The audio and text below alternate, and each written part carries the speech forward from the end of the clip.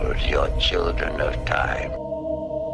Patience, my brethren. The Great One is all-seeing. All praise to the Great One. The Great One is all-seeing. All praise to the Great One.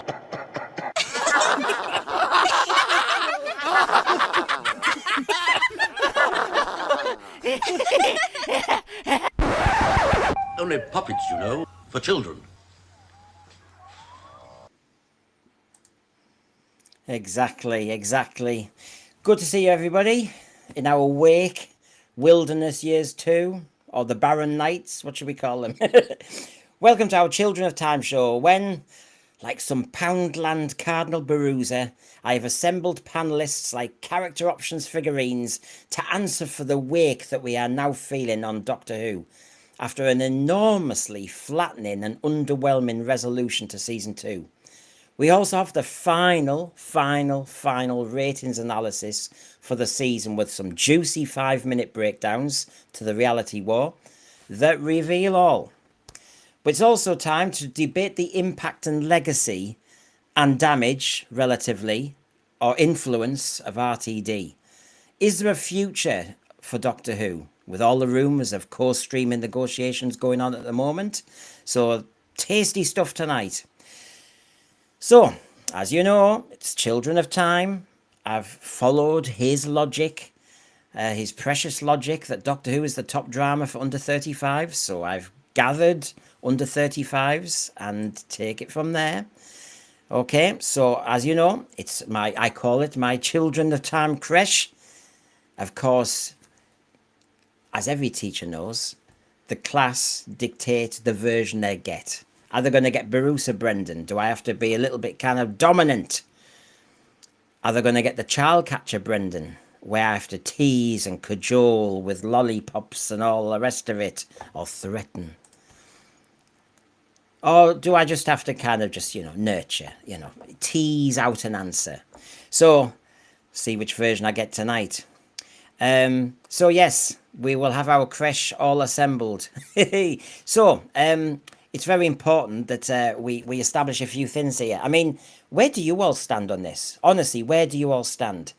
What is Russell T Davies's legacy now? I mean, has he strained Doctor Who to the limit? Has he broken Doctor Who? Has he made it too woke? And I know there's all the definitions of that. Has he come up with some ingenious new ideas? What's our situation? That's where we're going to go tonight. Paul, nice of you to do it. I'll have the Who-Pets up in a minute, but definitely the Wilderness Years, the sequel. Oh, gosh. Yeah, I do wonder. Will it be? Well, we've got news on the negotiations there, so let's have a look at that a bit later. But thank you. Thank you very much, Paul. Okay, well, let's get Sean on first. Hiya, Sean. Hey, Brendan. Just before we start, fear not, fans, we've just cremated Doctor Who with more tears than Shooty Gatwa. But there's a bonus. We've got a nice bit of ham on the buffet, a.k.a. the Scent Sphere. There you go. Right. Yeah, we will try our best. We will endeavour, won't we, as Middlesbrough lads, to entertain the crowds and the masses. I was just about to say, when Paul Ashworth gave us a nice, generous shonky chat there, I was going to say, shonky chats, we call them on this channel. The Who-Pets say it's the money for them. Sorry, let me just be... we're Doctor Who fans, let's be honest. We're trying to raise money for Peladonian miners, remember? And they're fallen on hard times. They've shut so many mines down, with net zero. It's got to that planet as well. Mental health programmes for the Snowflake Monoptera. I mean, I'm sorry, come on, get those tears going. And we're trying to fund Brendan, a whole new Brisbane sweatshop of abacuses for some Logopolitans in a care home. I mean, come on. Yes, Sean. is I thought the money from the shonky chats was going towards Greta's bail money, but maybe I'm wrong. Oops. No. Honestly, I'm beyond global. I'm a bit perplexed about the net zero affecting the Peladonian miners. They're losing all their coal mines, so it's really worrying. So let's get Sean on, another troublesome one. Hiya, Sean. It's Captain Sunny Waffles, Brendan. Yes, I'm here, and you guys might be crying. I'm still celebrating personally. I was watching Shada, one of the best Doctor Who stories I've ever seen. Well, none of us saw it. None of us actually. That was the problem. Now, this is my complete crash for tonight because one crashed out. So basically, this is the crash. Here we go.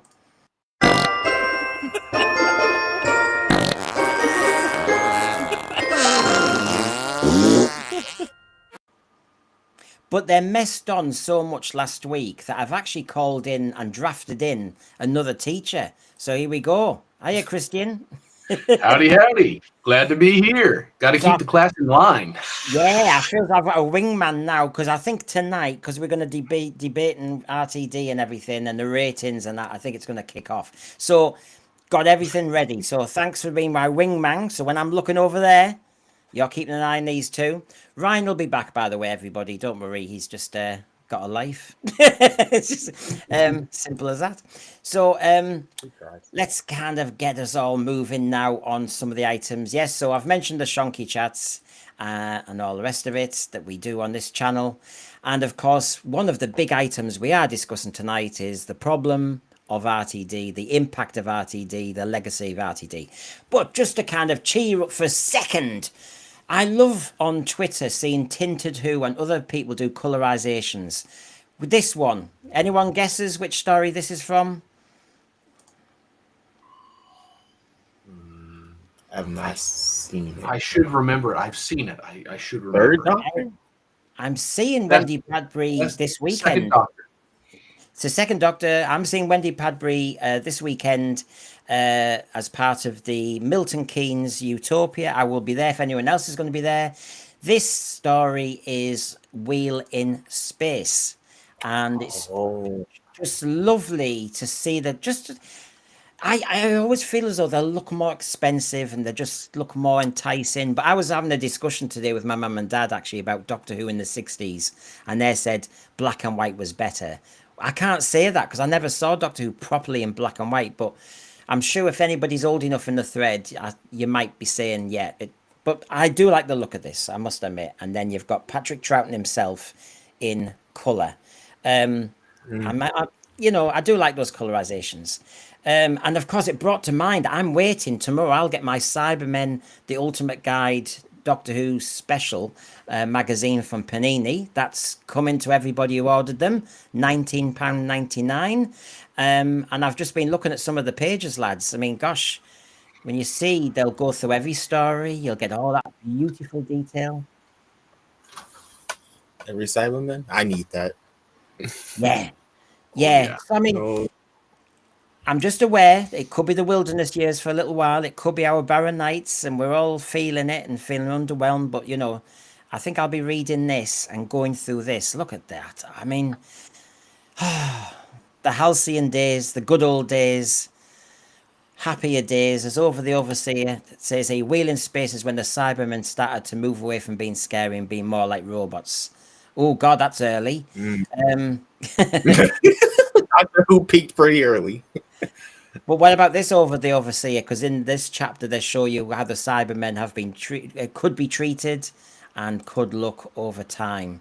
And there's obviously from Closing Time one of the Cybermats with teeth. So there you go. The Cyberman.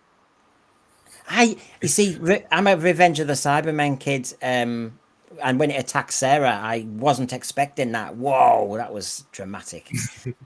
So there we go. So there's your bits of good news. I'm aware that you've come here for the chitter chatter and stuff. And so here's one, lads, to start us off, just to get us warmed up. In the Radio Times, Ncuti Gatwa claims his 2-year tenure on Doctor Who was always the plan. Hold on a minute. Graham Norton's show, season 3, we're about to film, he said. And then it's edited out, but it was all... hello. I mean, what do you make of all this sort? Talk about, massaging egos. That's the biggest lie I've heard all year. So it's just the biggest lie. Everybody knows the sweet spot is 3 seasons, 3 years, or whatever. Like that's what the other doctors were saying, and that's what everybody's sweet spot is. He didn't even fight any of the main villains, but yet we saw a bunch of returning villains, and now you're trying to tell me there wasn't a plan for the end? Okay, sure. No. Well, from what I remember him saying back in October, there's going to be another season in production. My guess is in October he was expecting Disney was going to pick up the option. There was going to be a back-to-back arrangement of filming, just like the first 2 seasons, so he would technically get 4 years. And then all of a sudden, that didn't happen. The money's not on the table. Joy to the World came out. There was a lot of blowback over that, and his manager probably said, dude, you got to get out of this. You've got a better shot in Hollywood than going down with a sinking ship. So he went to RTD and said, I need to go. So that turnaround probably took no more than 6 weeks. Funny sort of contract, isn't it? That there was a golden opportunity that they were obviously waiting for Disney. They weren't quite sure what the next part of the phase of Doctor Who was, and in that gap, he deliberately, him and his agent thought, "Well, get out now, Sean. I can't read this any other way other than that Shooty definitely found this a toxic experience. He could see it was tanking. He needs to get out because he's the future, don't you know?" I mean, it's a shame whoever advised him to get out didn't advise him not to get in, because he wasn't treated like a doctor. He didn't have a costume. He didn't have a character. He was just told, go in there, flounce around. I say that with the utmost respect. Go in there, flounce around, cry. We'll throw some crappy scripts at you. This isn't going to harm your career. And you just think, why did nobody say to you, look, if you're going to do this, you need to know. Like David Tennant's agent who said to him, do not go back to this. Do not. Whoever that woman is, I think it was a woman, whoever that person is, she needs to be applauded for saying, don't go back. Don't go back. But he didn't listen. And Paul, you've been very generous tonight. Thank you very much. Cybermen were terrifying in black and white, original and best. Well, I suppose I've seen Tomb of the Cybermen, and yes, that I can imagine being a kid watching that. I can imagine how that could be quite brutal. But thank you very much for your generosity. I think you deserve a little cheer. So here we go. Yeah! Woohoo! Woohoo! Little one there. So in the article, he goes on, as you would, it was always the plan to do this amount of seasons because it's a role that demands a lot of you. How old is he? 70. Physically and emotionally and mentally. We Doctor Who fans could have advised you, just don't cry and you might get another season out of yourself. Oh, and he's the Doctor who's been in rehab. Actors playing the Doctor are only actors playing the Doctor. All right, is that a sentence I needed to know? Unfortunately, we are mere mortals. I would love to have the energy and the youth. What? To be it? Oh, don't say Poppy's the next Doctor. No, sorry. And the youth to be able to do this full time for the rest of my life. But my knees are telling me it's time. I didn't see his knees acting. No. Well, I tell you what this reminds me of is the quote news story about Eccleston being tired and walking away from it. And then just to thumb their nose at Eccleston, putting that "doesn't she look tired" bit with the prime minister in, just a little dig because they had really scuttled Eccleston's career at that point. And I would get the impression that this is another along those lines. We're trying to save face. We're trying to make an excuse. But I'm willing to bet there's going to be some bad blood between Gatwa and RTD over RTD doing what he did and Gatwa leaving prematurely. Well, I mean, I'll bring Sean in as I've got the Sunderland quote here from Mad Mackham. Typical rewriting of history by the woke. If you manipulate the truth, the lie will tell itself. There's so much rewriting of history in our culture at the moment. To add on top of that, a nonsense. Everybody heard you say season 3 we're about to start filming. So don't start and pretend that this was always a master plan. And you know what? You might get away with it if you just kind of embraced what the truth was, that you were going to do season 3, plans changed. I'd have given you my lot as a doctor. There was a bit more. I was just getting into the role, and I would have done a lot more, but there you go. Sorry, folks. And just I say leave us hanging. I don't think we'd have hung for long, but you know, you could have spun that differently, Sean.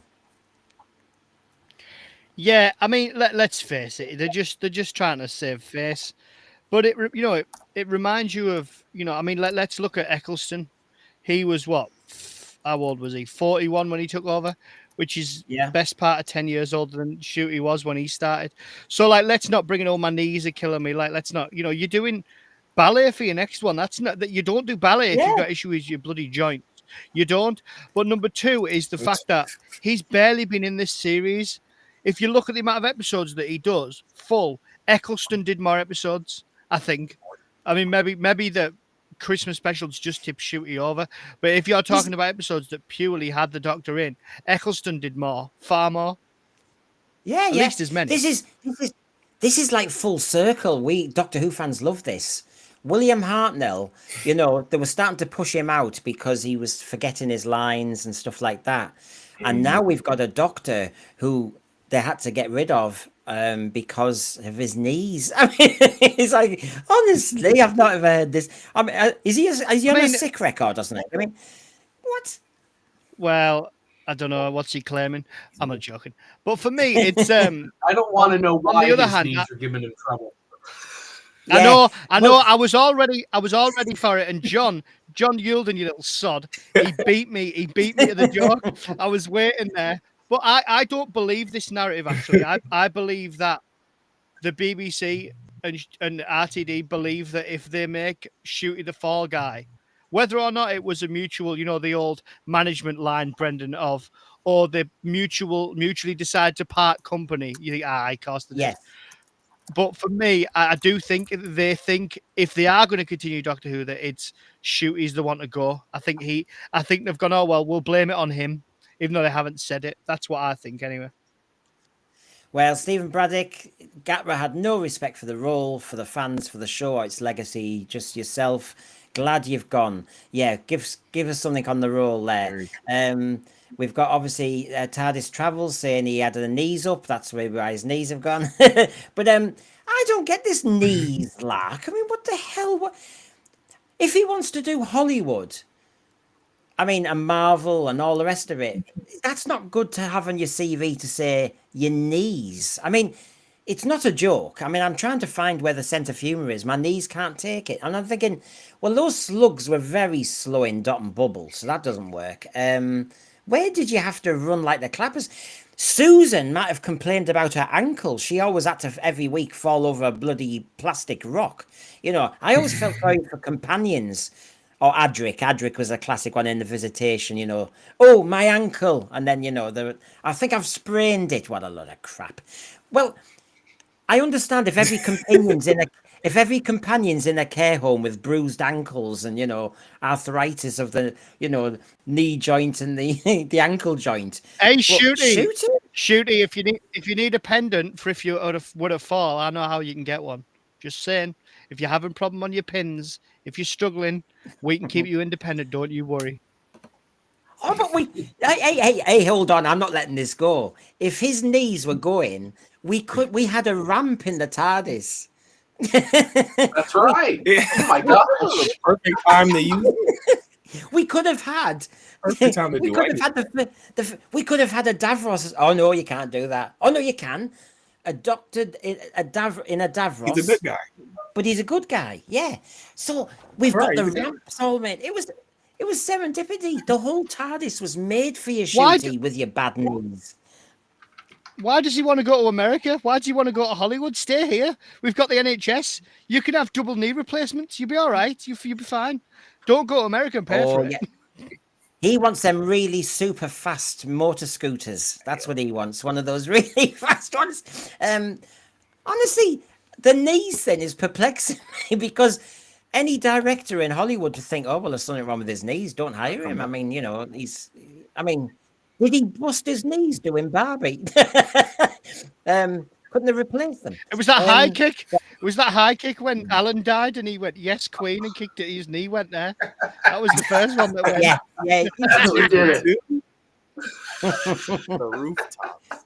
So You didn't see the outtake. After that, he went, yes, Queen. Yes. Oh shit, me knee. No, he slipped on the sperm. What happened is he slipped on the because I think Polish had missed a bit. No, I think. Hey, no, it's a health hazard. He could have sued the BBC. We should be grateful he's gone quietly. Happens to the best of us, Brendan. The British lead the world in health and safety, but we don't have a beware spunk sign. We don't have one yet. Well, it should be in the TARDIS. There's going to have to be a little sign now. But well, especially after that, he was in that TARDIS with Rogue, so there's a lot of floor space there. Anyway, we will continue. Knees, honestly. So there you go. When they've cleaned the floor and everything, you see, he could have kicked Shirley out of that wheelchair and used her wheelchair and stayed. That's right. You have a rocket chair. That's terrible. Yeah. Oh God. Honestly, got a job at unit again. Anyway, it made me think before we get into some of the heavy debate is we were saying when we were trying to review Unleashed, and let's be honest, gosh, there you go, finished. RTD was loving this, wasn't he? A lot of the reaction to the casting of Billie Piper was thought to be stunt casting because they thought she's just a kind of cheapo pop star. Yeah, I was one of those thinking that, I'll be honest with you. In 2004, I thought, what the hell are you doing? Because it didn't seem right, did it? Chris Eccleston, you thought, whoa! And then Billie Piper, and you went, oh. I'm the first to admit it. I'm not rewriting my history. I can live with my own opinion.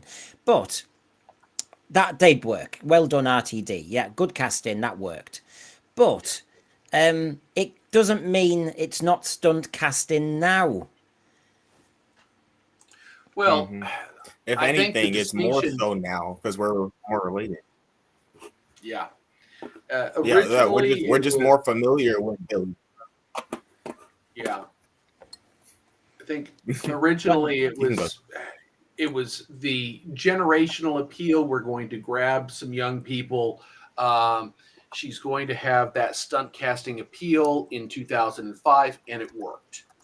Now it's a sign of desperation because the way in which the character's introduced is profoundly contrived. For example, what if they had decided to wrap the season with a fracture between this universe and the universe to which Rose Tyler had been sent, which allowed her to make an appearance.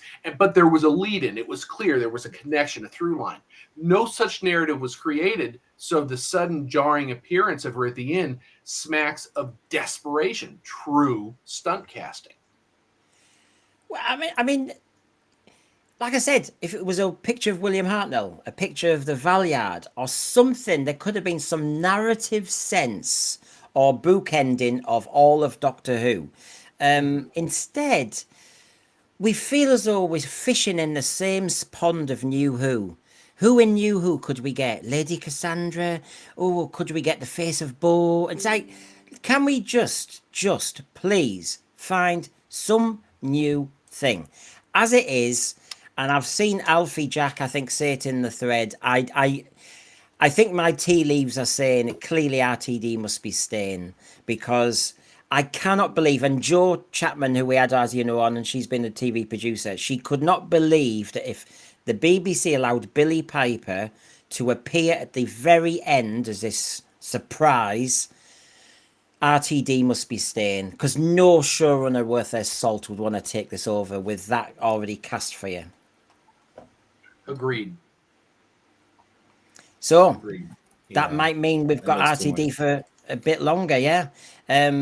Michael Nemo, thank you very much. I remember look at RTD yours. saying in 2006 that having Eccleston for only one season was always the plan. Yes, that's well remembered, actually. Yes, that's a whopper, as they say.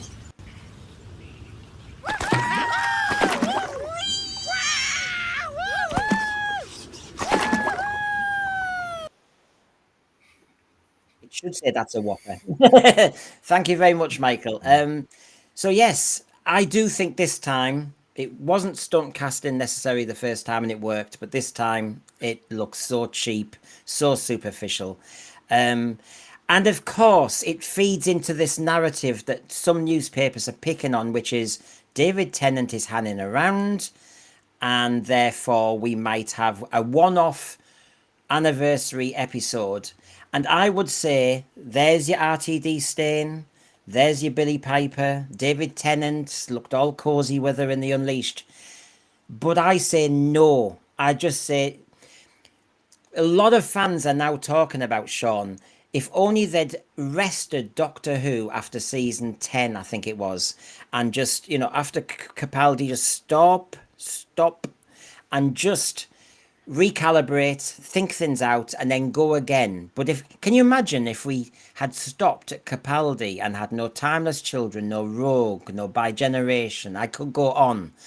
But because we keep going on, canon is just getting spurted in every direction going, Sean. I mean, this story to me sounds like stunt casting, sounds like a stunt, sounds like low level kind of pop culture froth. Yeah, it's same old. You just think, oh, have you not got anything more original? It's a little bit like it's completely like what Star Trek's, if you can call it Star Trek, does now. They're so busy navel gazing at their own history that they won't push the show forward. Like Star Trek, you used to wait for your new captain, your new ship, your new crew, your new adventures. Now it's like, here's Spock's sister, here's Spock, another one playing Spock, here's Captain Pike, here's this, here's that, and you just get bored. And that's without all the messaging and dancing Klingons and all that crap. So Doctor Who's very much the same. You're right. They should have just left. They should have, a rest, probably not a rest, but maybe just a pause. Like you said, to just kind of look at it and think, right, we've gone a bit wrong. But the BBC were never going to do that. They're never going to do that. And now they're in a position where they can quadruple down or they can stop. And we know what they're going to do. I'd be surprised, but I wouldn't be amazed if they brought Tennant back and thought, oh, you like this, don't you? And that sounded weird. But we don't like it. We're not impressed by it. We're all bored. Most of the people have given up watching. I'm only watching for the sense sphere, and that's bloody hard enough. It's just, yeah, no one's bothered anymore. It's just like, let it die, because you're like, you're peeing on the memories now. You're like stood by the graveside, peeing on it, undoing your belt, ready to poo on it. Can you just stop now? Like, could you at least leave it any shred of self-respect it's got left? Can you remember that movie, Weekend at Bernie's? And, to make the money, they're moving the corpse around. And I feel as though the Doctor Who corpse is just getting moved around so that they can just fill their pensions a little bit more. There's nothing to serve narratively or anything by continuing at the present moment, but it serves their pension.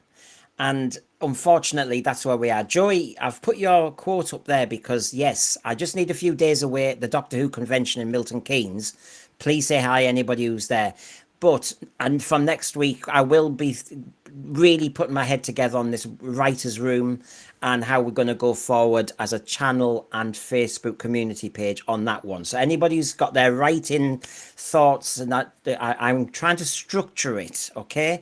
So that might be where we go with that next. But yes, we've got a Doctor Who in rehab on planet Earth. You've got Billie Piper in situ. It does look as though they are aligned in the clouds to do one last go because, they did it with Catherine Tate, so why not do the other one? And then next year, let's do Freema. Oh, and then it just boring. And meanwhile, we've got a doctor who is he's full of anger management issues. and he's a dangerous piece of work. Let me get Sonny back on. I love all the way that. Right, okay, so. Right, so let's proceed with. I know, those were the days, eh? Mhm. How long ago does that feel now? That just feels like a different universe. Well, it is. Hey, never mind super chats. And by the way, can I just say thank you very much, over the overseer. Sooner Billie than more of that Wally Tennant. I get your sentiment. I get your sentiment. And like you will not hear me criticize Billie Piper at all. I think she served the program well. I'm a bit creatively bored with that concept, but nothing against Billie or anything. So I get your sentiment, and certainly law of diminishing returns. Tennant. Oh God. But I'd pay. Hey, forget the shonky chats. How much would you pay to see those three in a room now? Just as a Oh, well. podcast, that's a $30 podcast. Yeah, God, can you imagine that? Oh God, I'd love to see that. So anyway, yes, the Chris Eccleston years, the new Who years, which RTD, launched and then decided to come back. Hence why we're discussing tonight his legacy, his impact, and where we go next. Because, of course, I don't know which way we could take this. There's so many different directions. There was a program the other day, Doctor Who Time and Space for Everyone, where it went heavy on the LGBT representation, and he's so proud of it. We've got people saying that Doctor Who is just woke, woke, woke. Gareth Roberts, an ex-writer for Doctor Who, there's another split. You see, RTD seems to accumulate enemies. And they're all circulating now, aren't they? And they're moving in to kick him in. I have to say, I think I sense that Vulture's moment because he's made enemies. People are ready for their TV show to come back and to be good again, and it hasn't been good for a long time. Like even people who like RTD2 and the 2 seasons, they can't co-sign the creative directions the show is going. They're making it tough for even their diehard fans. It's actually like funny to see. Like I'm enjoying it. Well, I mean, when a couple of other channels who were diehard supporters basically had to express their dissatisfaction, when you're losing even your regular shills, that says something. oh yeah. Yes, that's been quite interesting to watch. I mean, I have been on that kind of path going the other way, but it's been authentic and it evolved. But I've seen people who you think, come on, you cannot say that's a good show. You cannot defend those ratings. You can, and you can see them. But nobody ever have reasons why, do they? When you say, like, if somebody asked me what didn't I like about this series, I could go on my own for 2 hours in my podcast talking about what I didn't like, probably without taking a breath, be very sweary. But if you said to somebody, right, genuinely, what did you enjoy? Is this series work for you, right? What worked for you? What do you like about Shooty's Doctor? What moments are pure Doctor for you? Do you not think it's a bit heavy-handed with the politics? And I'd listen, but no one seems to have that argument. It's all like, if you don't like it, don't watch. Well, unfortunately, a lot of us did. We went and touched grass. It's a very strange argument to make, isn't it? When everybody's a fan of a television program, and if you don't like certain episodes, people say, therefore don't watch it. And you think, no, can't you hear what we're saying? We are fanatics of the program, and we have not enjoyed the current series of episodes. Wouldn't that worry you? Does not that concern you? Do you have intellectual curiosity? No, shut up, go away. Don't spoil my enjoyment. It's all about the me, isn't it? That's what it's about. I enjoyed it, and you're just now you're poisoning the air with your criticisms. I'd rather you left my space. Well, I'll tell you what, God. Brendan. People like that are going to struggle in the world, because the world isn't all. Oh, everyone agrees with you. Get into the world of work and meet people who don't like you or you don't get on with, but you've got to work alongside them. You've got to get stuff done. Managers, up aboves, targets, standards, quotas. this is the real world. This is how it works. And if you're not happy, if you don't do the work, if you don't try and work as a team, you're out the door. See you later, sweetheart. You're off. Like, this is the real world, and there's not that many jobs out there. So you can't go through life with that attitude. You can't do it. So grow up and get a grip. I get the impression, though, some of these people don't work. I think this is the double whammy. Britain does have a blight at the moment of an awful lot of people who have issues and therefore can't work, but I'm sure they'll be trolling away about Doctor Who fans. I'm fascinated by this. I'm not doing a chat now, by the way, about the war between the land and the sea. It's an example because you can see there, just a few years ago, RTD said Doctor Who should have a Marvel-style shared universe of spin-offs. We know the quote. And because we're going to look at his impact tonight and his influence and all the rest of it, cart before horse, you didn't launch Doctor Who well enough. So you, with all your master plan, you've ballsed up, mate. I understand where you're coming from over the Overseer. Am I the only person who has zero intention of watching it? I will watch it. I just know I will. I'm a Sea Devil fan, although I don't see any Sea Devils on that screen at the moment. But I must admit, I'm so tempted because the trailer just felt a little bit more serious than the actual program I've been watching. But that's where I stand. What about you, Christine? Has anybody... Sorry. I was about to say, the trailer looked a little more serious, but the fact that they have so humanized the Sea Devil that we're looking at right now on the screen into what is an attractive female form, I'm fully expecting that there's going to be some kind of interspecies romance that will play into the 5 episodes they've got. So I'm certain that they're going to ruin the potential narrative at some point. Obsession again with babies, with sex, Sean. Yeah, hello, mate. Yeah, I've just thought, like, no one's really brought this up, but I think it's quite obvious what the title of the program is trying to tell us. The war between the land and the sea. What is often between the land and the sea? The beach. What is the beach often sometimes full of if it's not maintained? Dog muck. So is that them trying to tell us exactly what this show is going to be? Oh, we're trying to say hello to everybody abroad. Britain is a very welcoming place full of dog turds on the beach and sewage. And please come and spend your holiday money with us. Thank you. Like, you don't tell people there's dog poop all over your beaches, man. Yeah, we're a lovely country. Some of them. Oh no, England's beautiful. England's beautiful. The north in particular gets overlooked. You know, get out of London. It's not the be all and end all. You know, like get go around. Yorkshire's beautiful, absolutely beautiful. Beautiful coastlines, beautiful hills. Like, it's lovely, absolutely lovely. But you know, I'm doing this for comedic effect. I'm trying my best. Well, one of the nightmares when we discuss RTD and his legacy is what I'm about to show you next. Let me just get everything spick and span.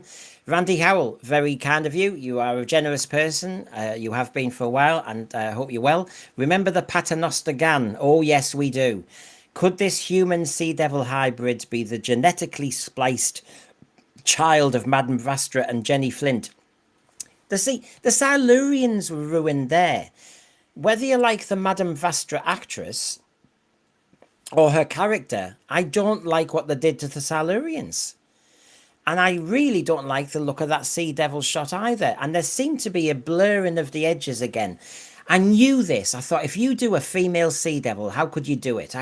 I was aware, I was rehearsing my position, that I can't sit there going, you can never do a female of a Cyberman. You can't do this, you can't do it.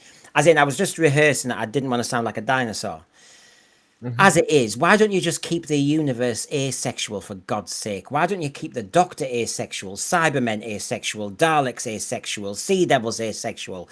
And you can think, oh, they seem a bit masculine, but nobody knows and nobody cares. It's a monster, for God's sake. If a Sea Devil's chasing you in a sea fight, you're not checking if he's got tackle like he's a ladyboy. You're running. Honestly, why are you... Tackle, fish, nicely done. his fishing tackle.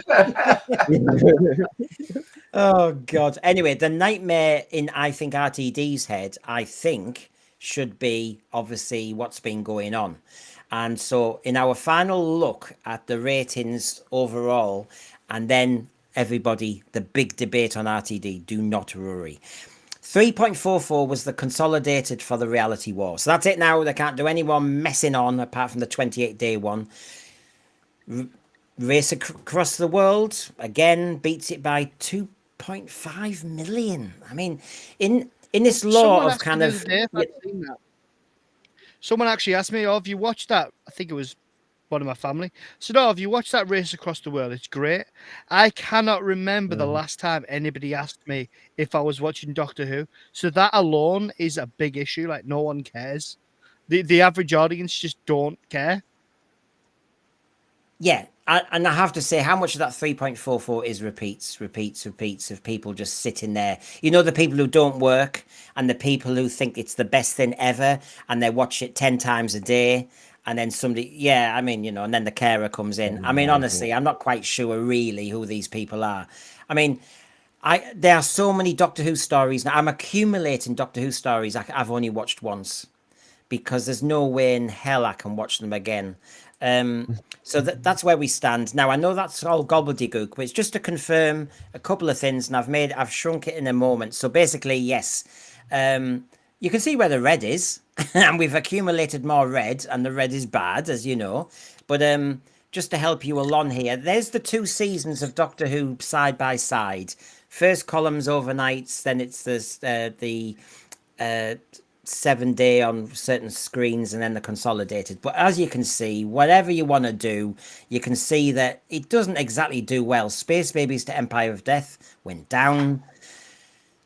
I mean, if Space Babies got an accumulated consolidated of 4 million, well, this year we're now on 3.44 with the reality war. We have gone down by what, 600,000 there. Which way do you want to do it, lads? Which way do you want to do it? I can cut it that way, slice it that way. I can go diagonally. I can do it blindfold. The point is, we've lost our audience. And when you'd slice and dice it, there are some scary things to show you. I'm going to do the 5-minute breakdowns in a minute. But I will show you in a moment, lads, what all this means regarding how much we've truly lost of the audience of Doctor Who. So let's show you the 5-minute breakdowns. They were nicely put out there today by Gary Lee. He posted them on his Facebook page. But as you know, I had colour, I had glamour, I had analysis as well. So there you go. This was our final episode for Doctor Who for quite a while.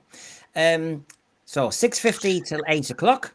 You can see the breakdown every 5 minutes in the millions. I've coloured that peak at 7, 2.32, and the lowest, 1.56 at the very end. Sod's Law. The moment the Doctor regenerates, the moment is missed. And I tell you what, I've got to tell people abroad, there was the European Champions League starting football. And so people had tuned out of Doctor Who just as the kickoff is about to start on another channel. Now, that is a one-off in one way, but it shows you that when RTD was adding these extra 20 or so minutes of Poppy's not got a dad, he's not got Poppy, and you know, some people might not know there was a regeneration coming. It's starting to look like Coronation Street. It's starting to feel like a bit of a lame episode of Who's Your Father. It's all very kind of, oh God, oh, we better get on. Hey, switch over for the kickoff of the Champions League. And then meanwhile, Shooty goes, joy to the world, and everybody's gone. I love this. It's mad. I mean, Brendan, I don't know who sang the song. Right. Sean first, then Christian. Yeah. I don't know who sang the song Annie, I'm Not Your Daddy, but I'd have loved Doctor Who to do a rendition of Poppy, I'm Not Your Daddy. That would have been entertaining. Do you know what I mean? That would have been fun. Christian? Well, I was just saying, I find it remarkable that so many people were ready to bail before the last final reveal during the regeneration, which tells me how many were not engaged all the way along. You see a constant drop in numbers every 5 minutes, with a few people tuning in at the very end because they think, oh, okay, it's getting close to the end. Maybe I'll have a sense of what's about to happen.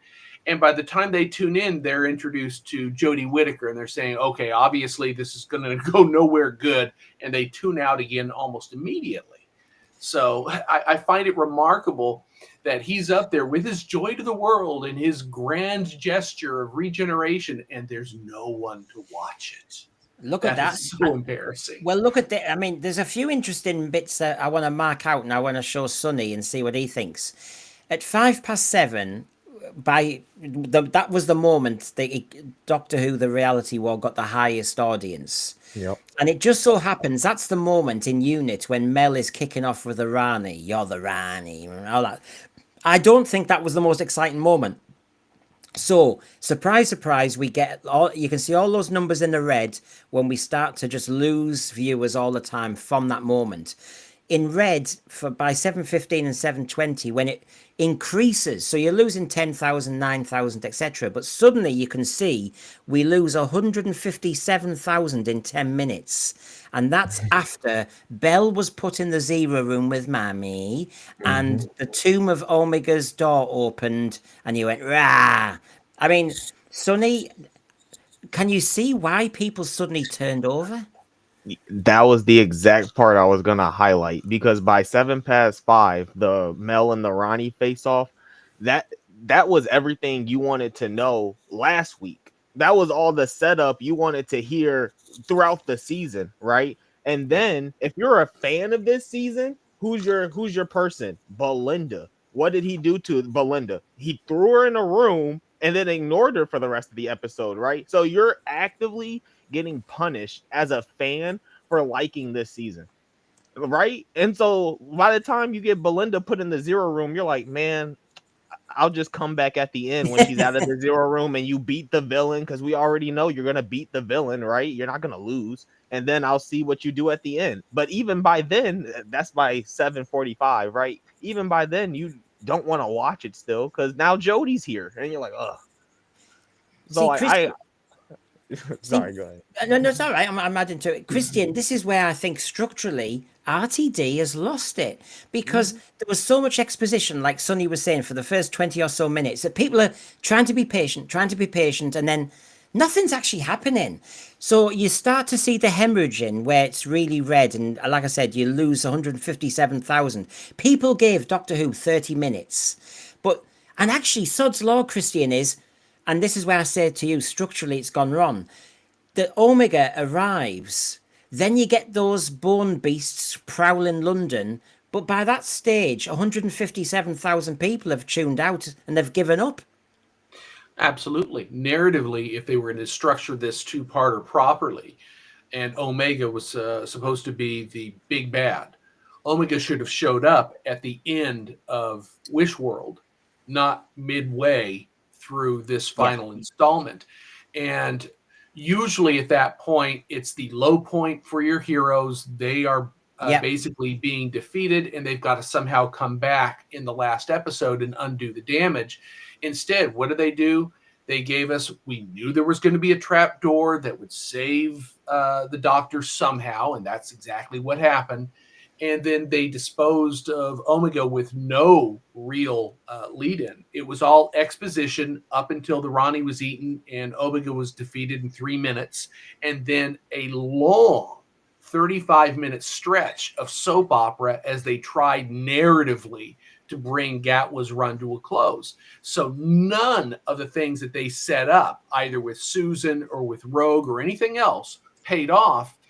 And they had to totally restructure the entire character arc for Belinda in the process. Oh my God. They destroyed everything. I am going to ask a question. Has any other streamer asked this question? Here you go. Big question. You hear, you're the showrunner, and you hear early doors that Shooty's leaving. And you're thinking, oh God, that we've filmed the season, we've done that. We were going to show Susan next to Poppy, and there was a disco, and then we were going to trick everyone to lead them into season 3. Oh, blooming heck. Right. This is my question. since everybody's rumoured to be doing a one-off David Tennant, Billie Piper one. So there's still money there, and there is still RTD there.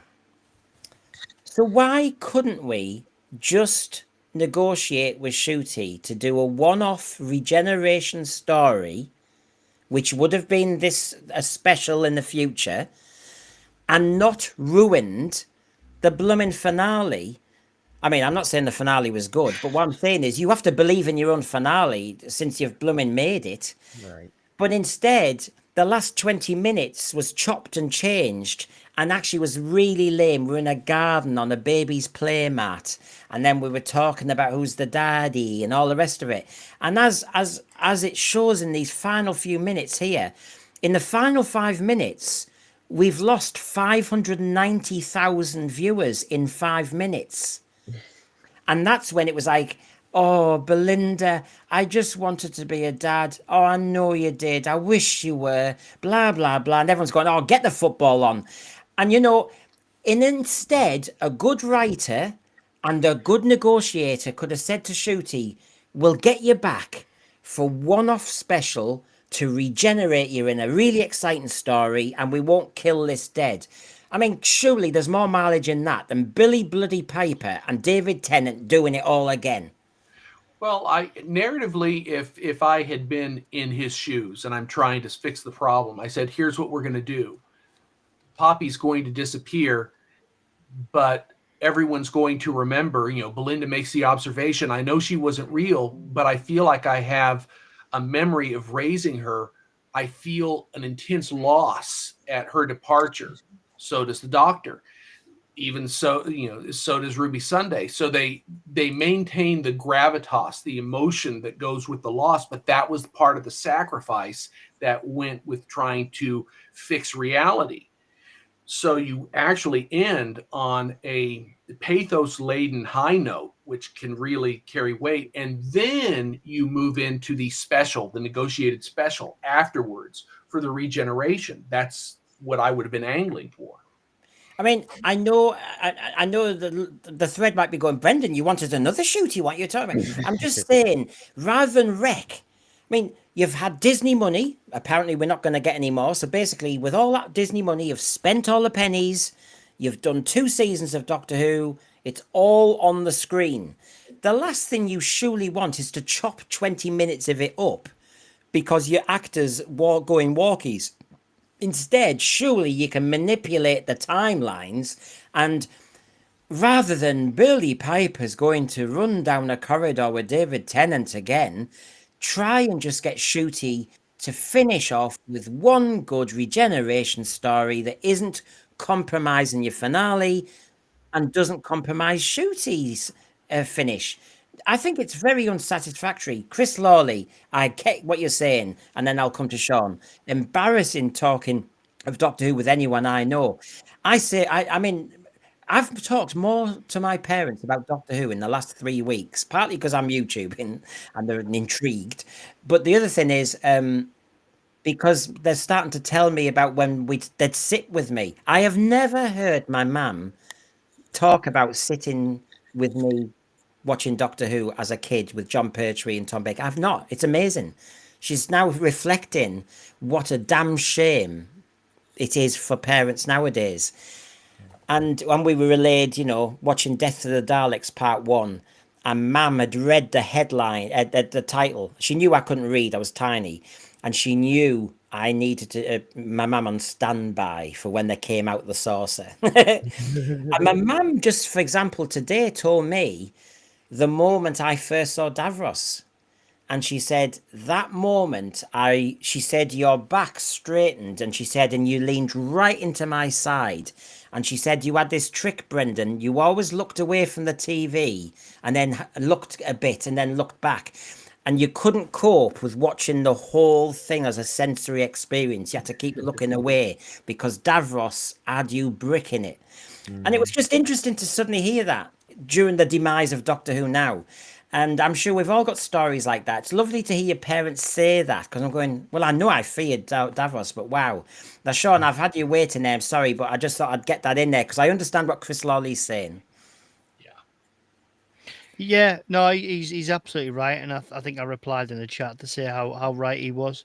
But it's such a shame. I mean, I remember when Blackpool had the Doctor Who experience. Now I went, and it must have been between the end of Series 1 or New 2005 and Christmas, because I remember we hadn't seen Tennant yet, and it was just amazing to go and see all the different like props and how they did it and some of the older stuff, and it was brilliant, and like everybody watched it back then, because I don't know why. I know it's the whole thing of under 35s, but it's dads. If you've got a dad in your house who puts the TV on, he decides what goes on. So he's the one who puts Doctor Who on. I watched Doctor Who because my dad recorded it, and we watched it. I think he taped it actually. I've still got the original tape somewhere, I think, of the first episode. I hope I've still got it. And you it's just those memories, and you see what it's become, and it brought people together, and now it's just we were never the cool kids. I don't care who you are. If you like Doctor Who, you're not a cool kid. I'm sorry if the world hasn't told you that by now. God, I'm a right negative sod, Miana. But you know what I mean? I love it, but this just needs to die. It just needs to go. I don't want any more. Good to see you, Tanner Gibbs. You see new names. It's lovely. Look, thank you for finding us. It's bad when I watch more for the companion than the Doctor. Belinda was a solid companion if they gave her more to do and more episodes. It's interesting, Tanner. I am one of those channels where I love difference of opinion. I completely disagree with you on that one. But I understand that you've got something else out of it. Please tell me what, because I thought Belinda started well in Robot Revolution, The Well and Lux. I think suddenly she was lost to the storyline. It's nothing about the actress. I just think suddenly, what happened? I would support Tanner Gibbs in one respect, and that is you want not necessarily a growth arc for the Doctor, but you want one for the companion. And if the idea was Belinda was very annoying, very indignant and intolerant when this started, and to have her evolve through some serious experiences to become a warmer human being afterwards, not the rewriting of her character wholesale the last 30 minutes because they were trying to change the conclusion, but an actual organic development of the character, then maybe it would have made sense narratively over 8-9 episodes. But what we got was not that. Yeah. Michael Nemo, thank you. Another pal of the channel. If only 2 million people watch Doctor Who, what's the max number of people that could have tuned in? How many people didn't watch it? 13 million? No, if you've got, I think it was just short of 5 million watched Britain's Got Talent. You've got about one. I've got the figures in a minute, by the way, and you can tot them up almost at what was on Channel 4 and that. So basically, when I did I answered your question in a way for Joy to the World at Christmas. So as an example, Doctor Who suddenly, what it was getting could have got another 4 or 5 million if it had a more kind of appetizing plot and palette. There were 4 or 5 million active TV watchers in Britain out there that Doctor Who does not appeal to and almost makes them actively turn away. So it's around that figure, Michael Nemo, actually, if that helps a little bit. But thank you for that. So basically, here we go.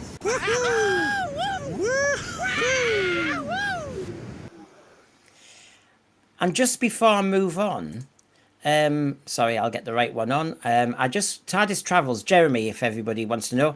Maybe because Gatwa did not want to do it anymore. Now, the reason I've picked up on that phrase is because we were talking about maybe getting Shooty, try and get him back for what would be regeneration. Well, that would out the truth. We all coped without Colin Baker doing a regeneration, by the way. Let's be honest. We lived.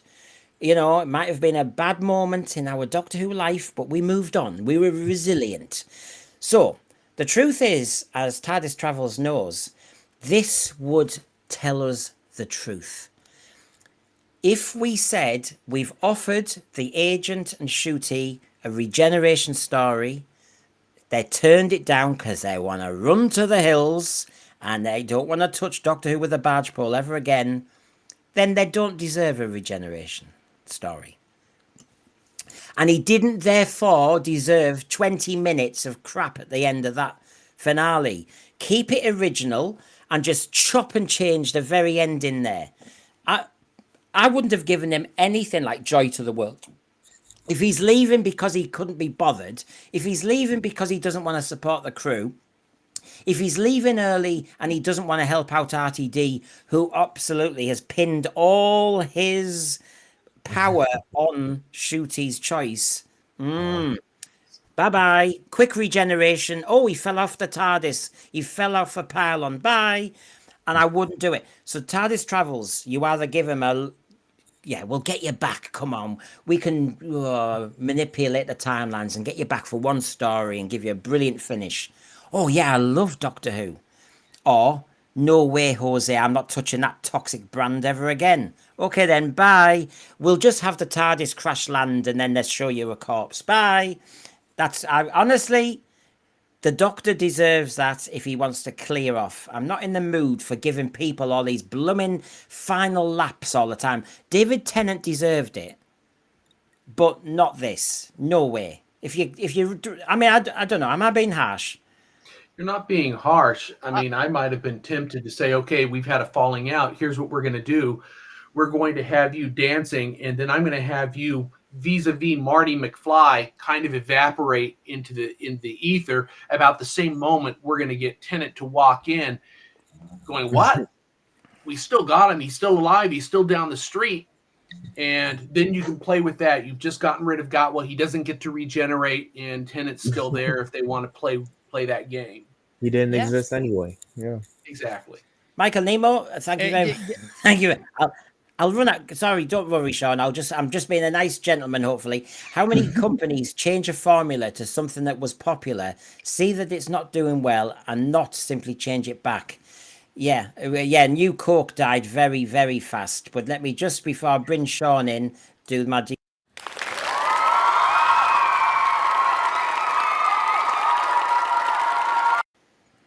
There you go. Go on, Sean.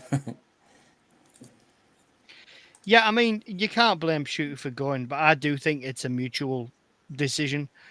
And let's face it, they were never going to do anything that's spiteful. They saved that for us. They wouldn't have done it. They wouldn't have done that.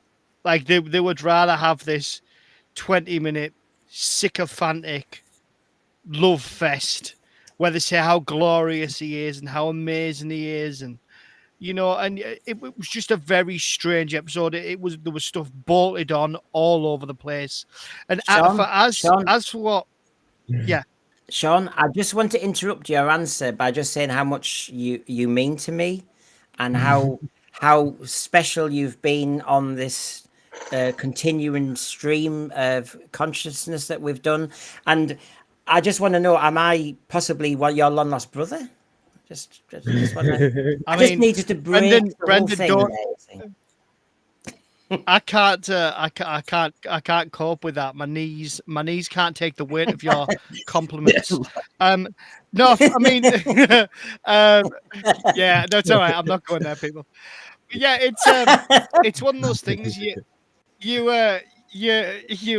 can't, like, you watch this series and it like that episode alone.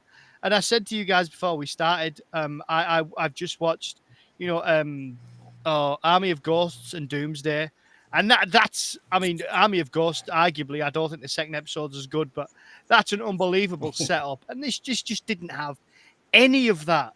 And I'm not saying Army of Ghosts and Doomsday are unbelievable, and I know some older some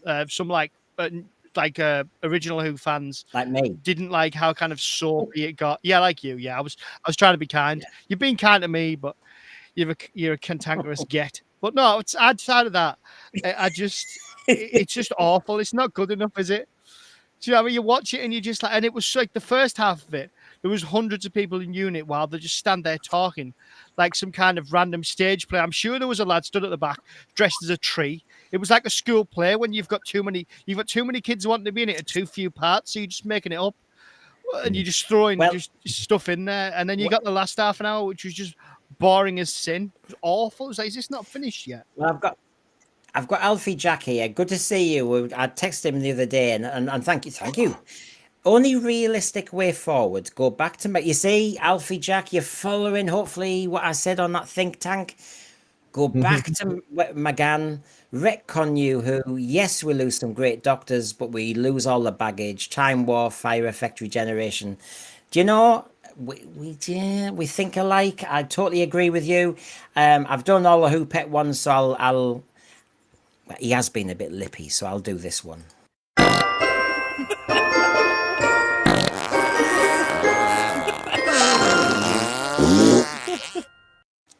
There you go. Whatever turns you on, there you go. So, honestly, I just want to tidy this one up on the ratings, though. There was so much here, though, just to be honest, though. So, between the beginning of the last, this is it, the finale, this 8-episode season with the great RTD, in that 1 hour, 10 minutes, we lost 702,000 viewers. Now, you only started with 2.2. So, you know, that's not clever, is it? Between the highest and the lowest point of the Doctor Who episode, we lost 761,000. And we're dealing with small figures. But the one that everybody, and I need to remind you, the killer figure, well, there's actually two. There's the 157,000 that we started to lose after half an hour. And that's when the action started to kick off slightly with all the special effects. So that's stupid. But then to lose nearly 600,000 viewers in 5 minutes. What the hell are you doing? Now, I will say a European football final was about to start. But it kicks off at 8. The point is, people saw no reason to hang around because nothing was happening. They'd seen the Jodie Whittaker bit and thought, all right, yeah. And now he's kind of, oh, well, you know, I just want to say goodbye to Poppy. Poppy, I would have been a nice dad. Do you want this toy? Brum, brum. I mean, what the hell are we watching? And we want Daleks. We want flying saucers. Instead, I'm on a bloody playmat. And you think I should be embarrassed showing you that little creche sketch there? Wasn't that the reality war? I've just had special sound effects. That's all I've done. I've made it better. Yeah. It was a comedy. It was. I think it's kind of impressive how he was able to turn off so many people with all that money and special effects and all that talking and dialogue, but with no story. That's kind of impressive.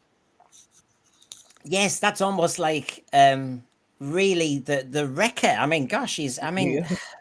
And he did it in one episode too. It wasn't the entire season that turned people off. It was just basically this episode. Well, Farsight is having his own fantasy. The proper end would have been the special weapons Dalek spots the Doctor. You are the Doctor, obliterates the Dalek fires. The Doctor disintegrates, fade to black. Do you know what? And then you could have lived with that mystery for years. Gosh, has the Doctor been exterminated? That I have to say that works better within the Doctor Who narrative than yeah, I've had my hair done. You know, I mean, what the hell was all that about? Go on, Sean. I'd have loved the Daleks. You know, that you got in. Oh God, it's gone out my head. Oh God, what the hell's it called? It's McCoy's in the school. Is it not Remembrance? Is it Remembrance? Yes. Where they changed the wheels underneath. They changed the wheels and they had like these 3 almost bowling balls, but the Daleks looked like they were pissed, didn't they? Because they like wobbled from side to side. I'd have loved that.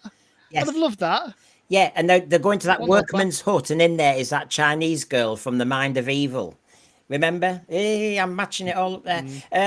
Right, that's for the older ones. So anyway, the 5-minute breakdown, not too nice. Disastrous, you could argue, really. Anyway, so there's the 5-minute breakdowns. Now, just to kind of tidy things up, I've got to do this. I'm a teacher after all. Did you know? I don't know. I was just... I had no idea.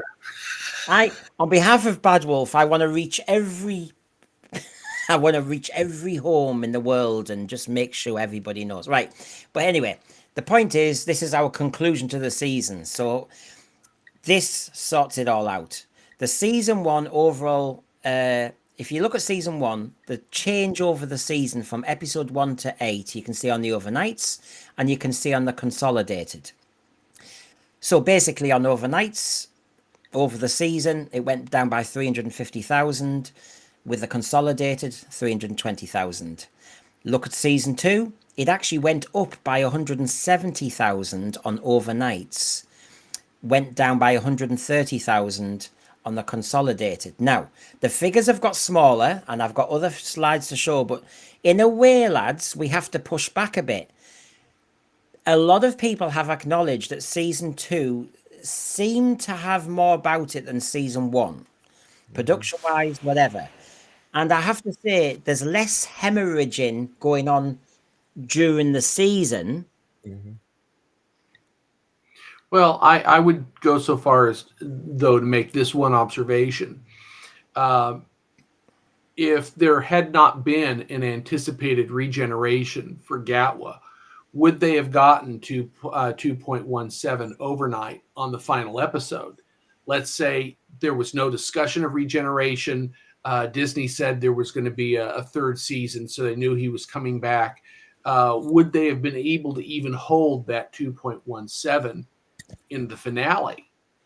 They may not have hemorrhaged as many viewers, but you also have to remember we're reaching a level of what I call bedrock. There are going to be people that watch regardless. Yeah, and at some point you're going to stop losing. So, is this bedrock. So it's interesting though, and I always have to be fair. The hemorrhaging in season 1 was more dramatic than this year, where actually, you know, different. However, there's different things to look at. So if I go bigger here, if you compare season 1's average to season 2's average, as I said, we're dealing with a lower figure, and the losses are still dramatic. Okay, so compared to season 1, the average is down by 380,000 on the overnights. It's down by over 500,000 for the consolidated, their favorite metric. So, however you want to say this, we're down 16% of the audience over the 2 seasons on overnights, or 14.5% down on consolidated. Or the argument is we're down by about 15%, whatever your metric. That's a lot in one season. That's the shocker, I think. The season 1 was like really bad from my understanding, and season 2 was tolerable because I actually watched it. It's a lot like eating garbage in your home. Really? Oh yeah, eating garbage on your home or eating on the shit-filled beaches of the UK. It's like, well, at least I can eat it in my house, right? At least I can eat this meal and watch it in my house. I don't have to go out my way and waste the gas money. It's like, what about this? What about this drama, Sean?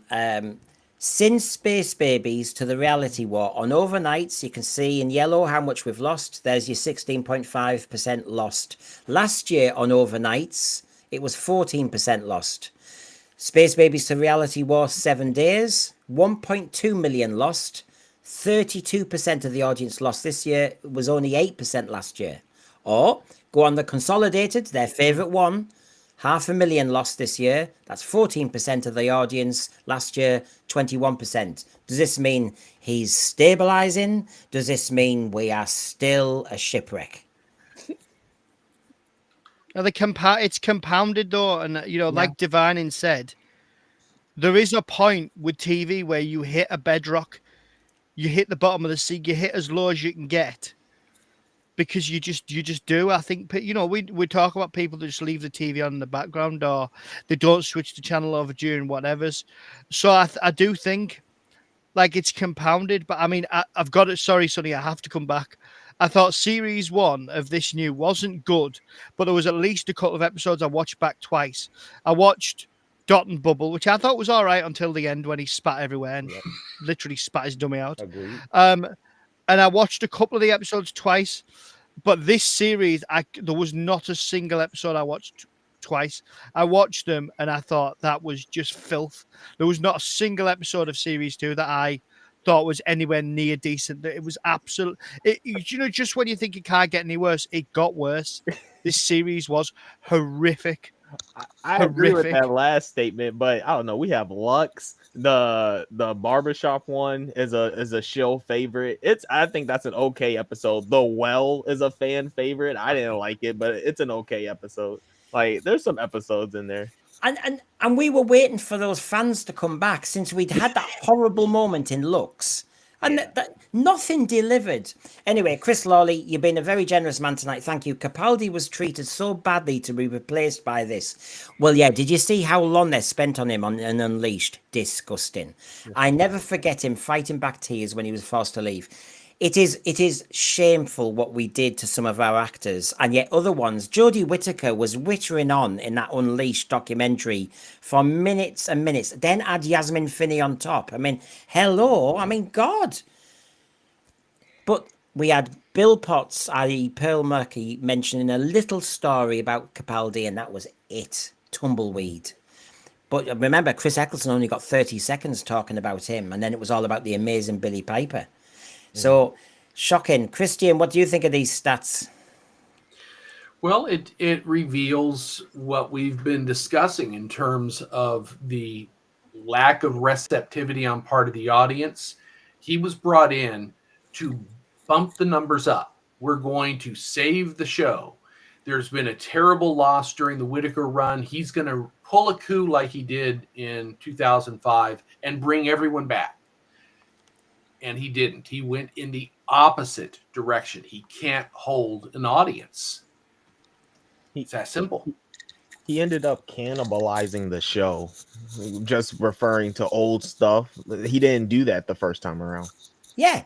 And whichever metric you do on the best figures and all the rest of it, there's so many there. But what I will do now, folks, there's your consolidated. Just to quickly wrap up, go to the very bottom. The Capaldi's last season, averaging 5.88 per episode. Jodie 2021, 5.39. Season 13, 4.75. You can see how we're doing this. And they're tanking 1 million or 500,000 per year. Okay? I mean, the trajectory is serious enough to not faff with Doctor Who, break fourth walls, go musical, start to do fantasy, start to do stupid stuff, start to tell fans to clear off. It was hard enough without doing that. But RTD decided to do that. And we are warming ourselves up to start our debate about RTD, my God. But I'll just show everybody as a final wrap where the final episode of Consolidated Doctor Who ended up. Was it in the top 15? No. It was beaten by Clarkson's Farm again, Death Valley. Have I got news for you? Well, they call it a satirical news quiz. Loads of soaps. Where's the Antiques Roadshow, Brendan? Yeah, I know you're. Where's the Antiques Roadshow? Let's cut the crap. Where's the Antiques Roadshow? Here we go. Well, you can see Doctor Who in 18th place and Antiques Roadshow in 20th place. Yes, UK. Top so three. There you go. So basically, Doctor Who, with all that money, let's just remind ourselves. I'm going to do an analysis one day, a very brief one, of if you see what's in the top 30, and if you're going, oh, Doctor Who's at 18, isn't that wonderful? Wonderful. Yes, but it's beating an average episode of EastEnders. It's beating BBC News at 10. I think it's still the most expensive piece of programming in that top 30. So it should be where. And I think that's the concern, because for the money you spend on Doctor Who, you could spend it on something else. And that surely is the argument to be had. So we come to the problem with RTD, everybody. So get your arguments set up. Can everybody in the thread? We're going to discuss what is the impact of RTD, if we're going to be fair and objective. What is his legacy if he did leave now? Or if he continued, the legacy will continue to be But I'll just give you a thought. Here we go. Here's my friend who does RTD. Give you a moment.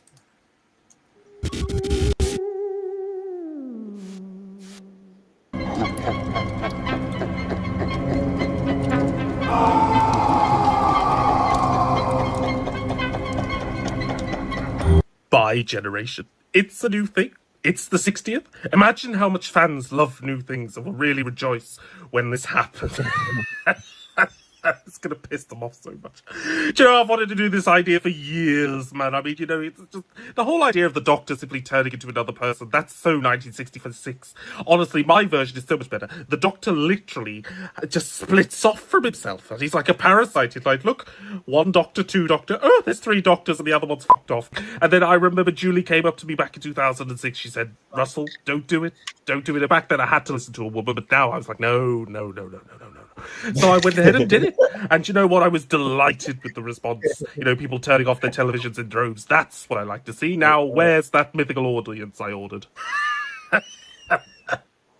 You've killed Doctor Who, you see. Everything that Verity Lambert, Barry Letts and myself created, you've completely destroyed.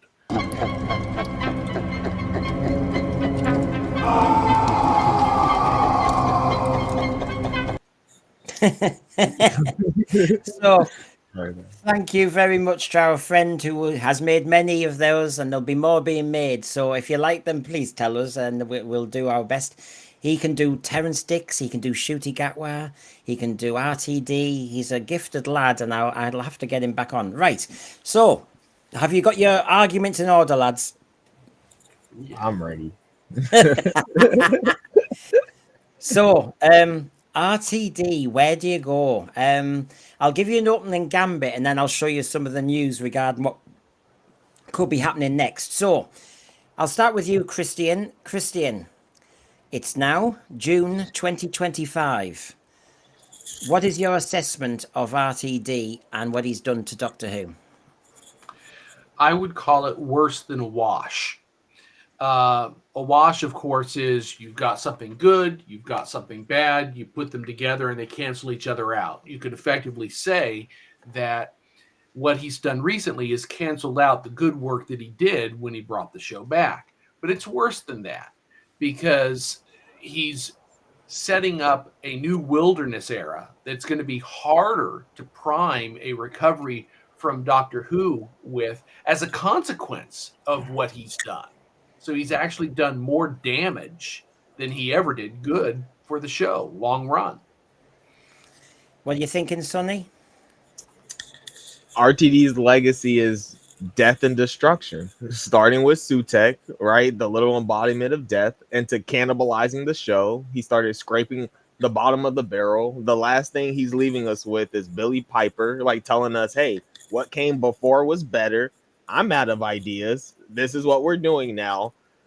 And it's bad. Like it's cannibalizing the show. It's eating itself like the snake eating its tail. Death and destruction. And I think Paul said it best on the full review. He goes, and I'm quoting him. He said, I think at the beginning of this series, I said, RTD's not a hack. He's a hack. That was Paul's exact words in that review. I was like, whoa, we convinced him. That's his legacy.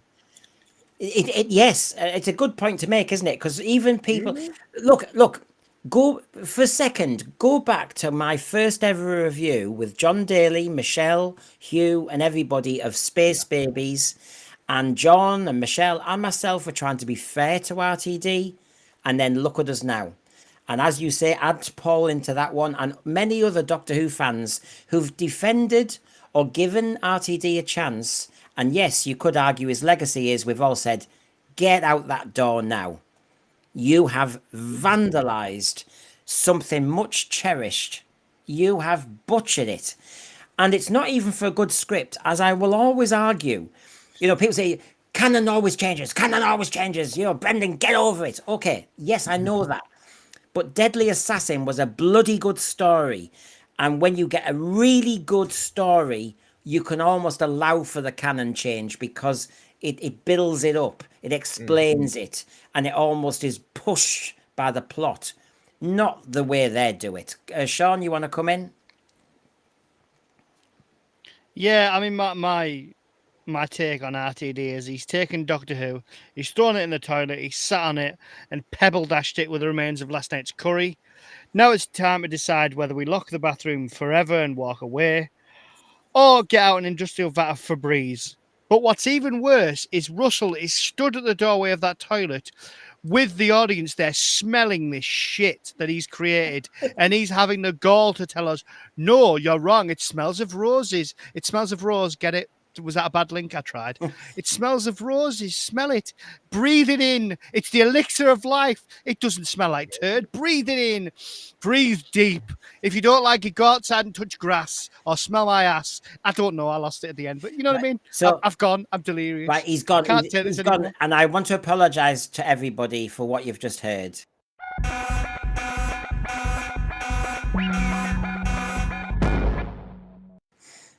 Those gaseous clouds weren't there before. That was added by Sean. Thank you, Sean, for the special effects. Honestly. So, you can see where we all stand at the moment. We haven't even got into the details of it. New Who Hate here. I'm trying to bring in our thread. All his shows are awful. There is a consistency now. And I've really tried to be fair. Every time I was judging them on the full review, I was getting so far, wasn't I? And I'd go, well, it started all right. Yeah, and there was the Honey Babes bit with the costume. And then, no. Looks was okay, or it had promise. And then, the breaking the fourth wall rubbish. Every week there seemed to be it's all right. Remember, I'm only saying it's all right. And then all of a sudden, disaster. This is awful. He can't seem to pitch it. Our major criticism of RTD used to be he can't land a finale. The first one's normally really good, and the second one doesn't make any bloody sense. The Space Jesus, Last of the Time Lords. The Journey's End with Stolen Earth being so brilliant. You mentioned Army of Ghosts earlier. Doomsday was saved by the Bad Wolf Bay and the nice Murray Gold music and all that stuff, but it got a bit lovey-dovey. Paul, thank you very much. If they bring it back, they need an open script policy where the public can send in scripts. They used to do it with Star Trek and it worked for them. I think what we need to say, Paul, is competition is good. I'll take Juno Dawson on any time. I think Sean will, because he's mentioned more poo than is even in Juno Dawson's sex directory with sections about poo. So basically, Sean might do an even... Don't compare me with that. Yeah, Sean, you like the Interstellar concept. Yes, I did. Do you know why? Yeah. Because they opened that bubble burst and everyone got sucked out into space and they were screaming and I thought, this is what I want. Death, destruction, horrificness. And then they just undid it all with the glitter gun thing, which I thought was, to be fair, I thought that was quite funny. That was quite doctory. I'll give them that. No, it wasn't. If he builds something, that's the only part. I wanted him to impress me for the first time in the season, and he just didn't. Not with that confetti cannon, no.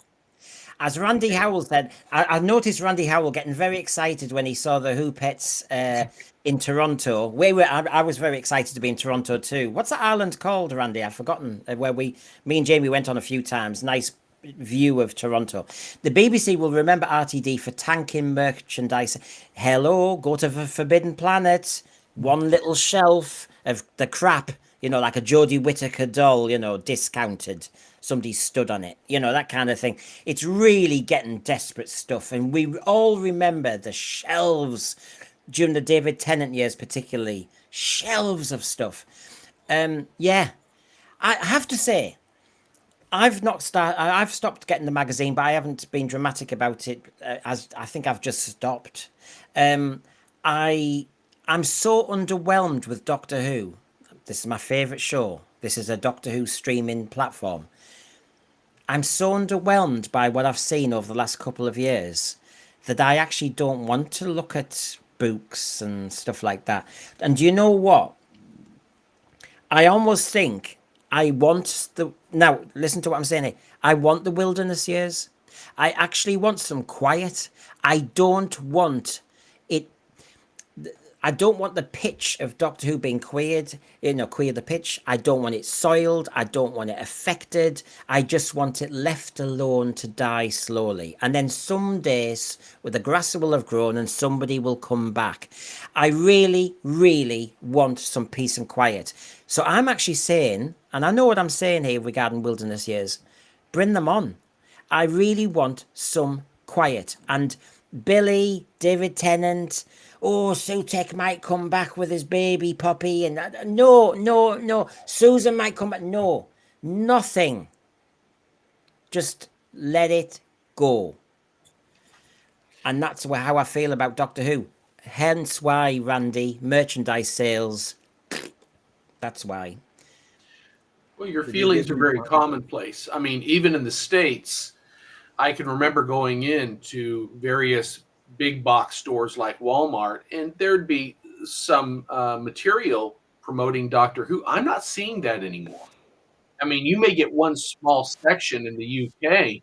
I don't think I'm seeing any sections here in the US. And wasn't this the new audience, the new global audience that they were guaranteed to win by going through Disney? Well, exactly. I mean, you look at what we've watched. It wasn't what we saw as Doctor Who. As Alfie Jack says here, thank you. BBC must take back ownership. Oh, Alfie, you do know what you're saying, though, don't you? I've how many streams I've done where I've said the BBC don't know what to do with Doctor Who. So all they need is somebody with a pulse like RTD, and they go, you know, apparently a writer with a pulse, and they'll go on, you deal with it. We just want to take our checks and live in the south of France and Cornwall. We don't want anything to do with hard work. That's how the BBC have dealt with Doctor Who, and that's on a good day. The last thing I want is the BBC to go, right, what should we do now? Should we do more of what we've been doing? Yeah, because that's, they're clueless. And RTD knows that. And Alfie Jack, do you know what's happening? That's why RTD said, I've done season 3, I've done season 4, I've got some ideas for season 5. And the BBC going, go on then, because they are clueless.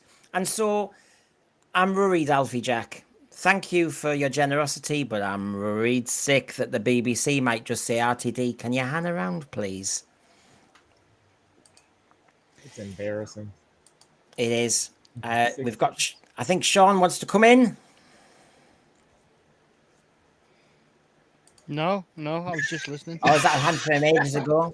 Randy, thanks for telling us that's Toronto, Ireland. Yep, that's of course, Toronto, Ireland. So easy to forget.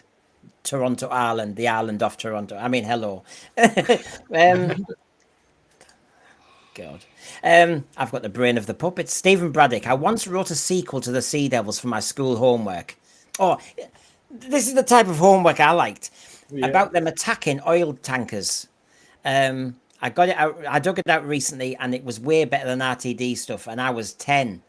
Stephen, don't knock it. You would have stayed consistent to the format, to the Sea Devils, and you'd have wanted action and adventure.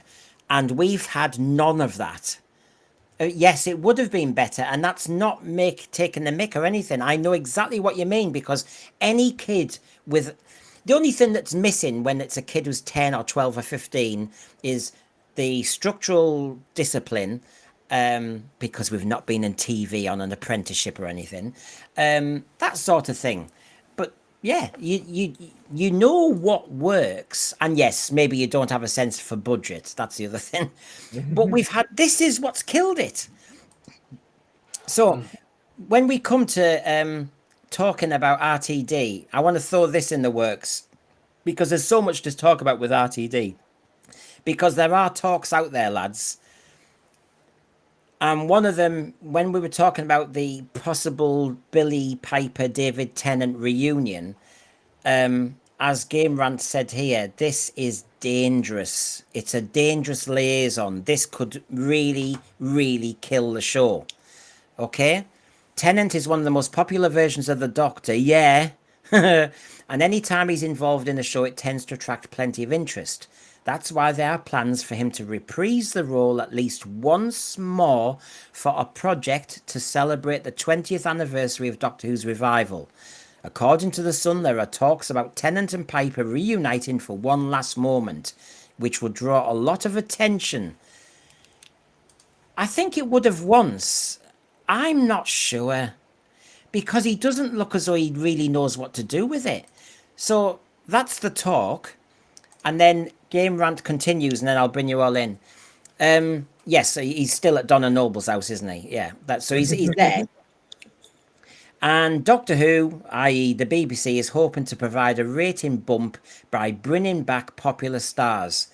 That tells us we're in that death loop, that every time now Doctor Who it can't move on. It has to keep bringing back, some star, some person from the past. It can't move on. It's trapped.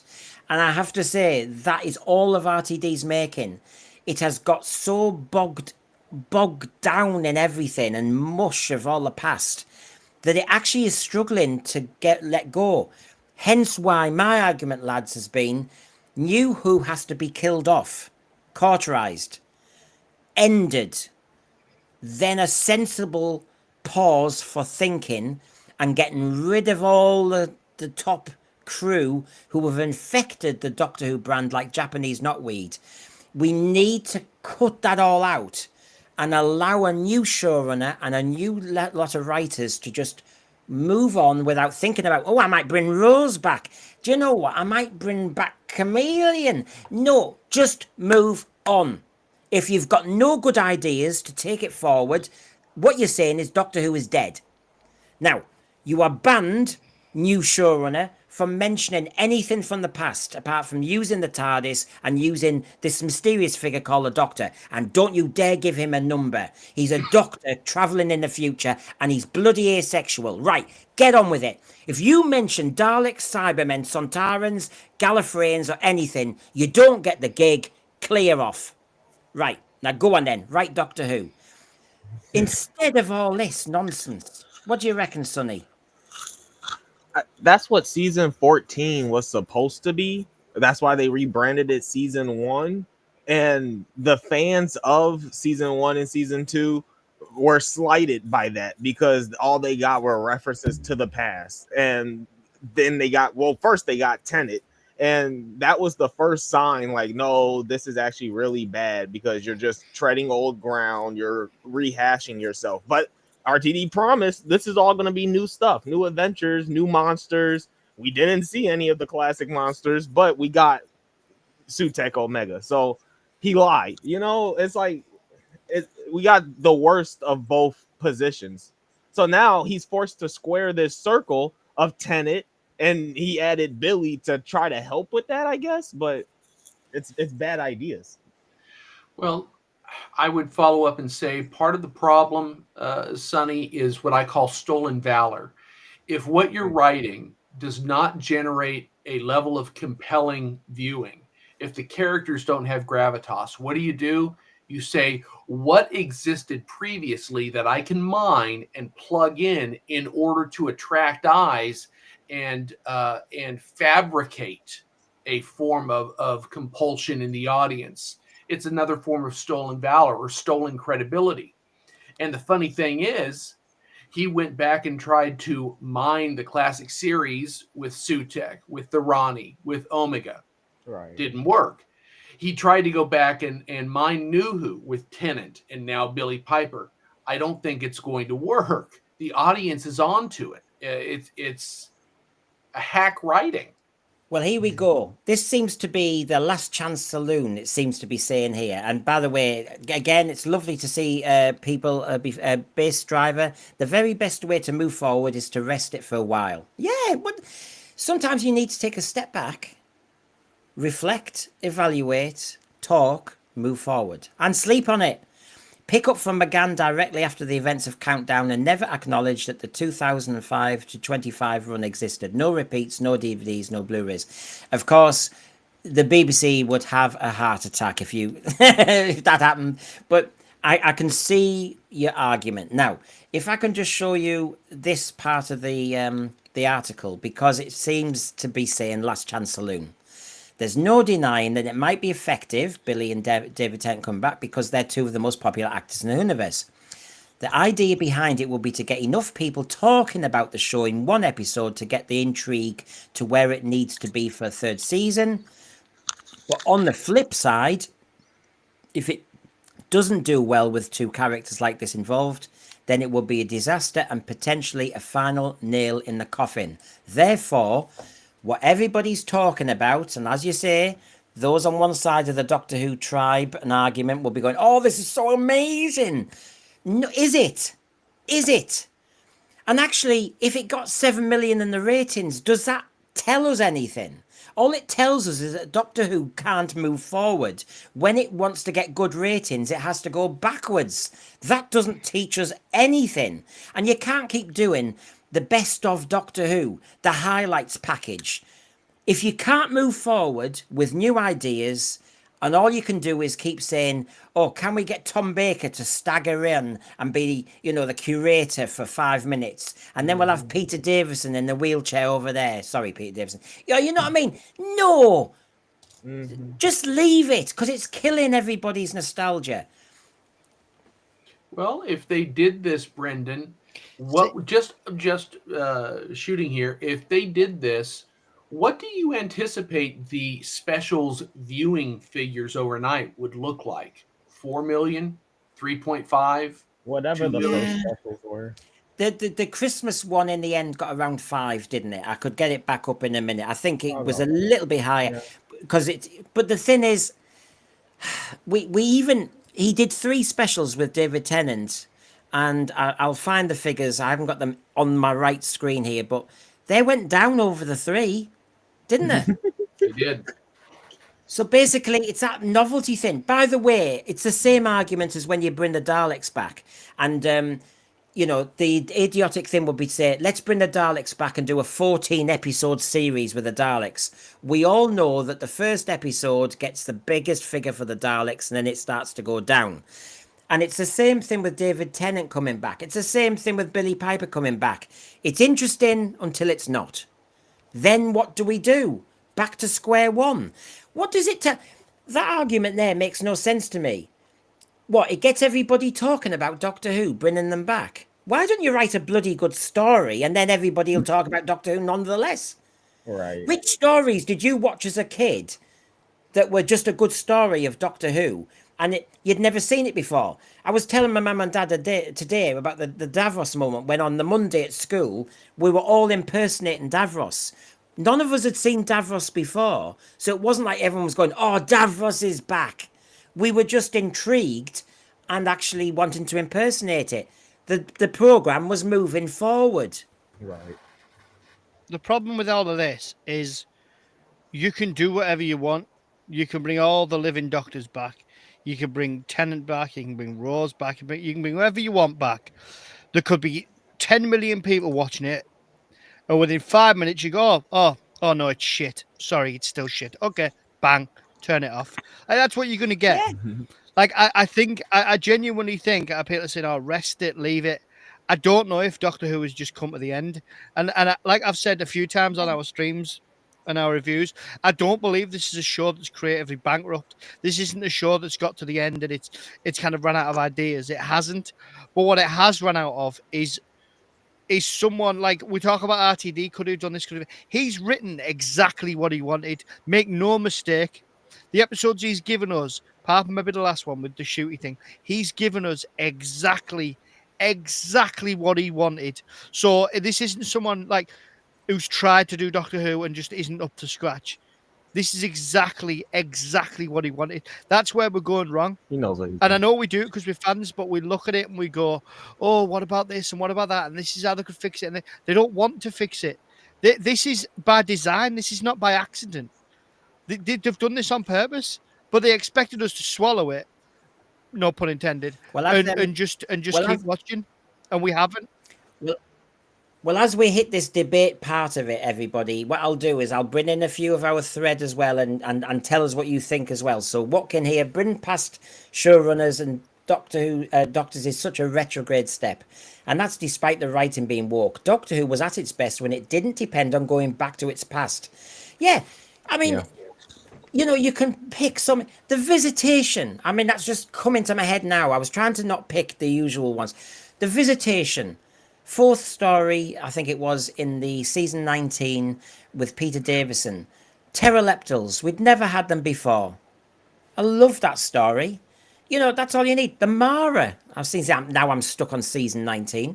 Kinder was moving forward.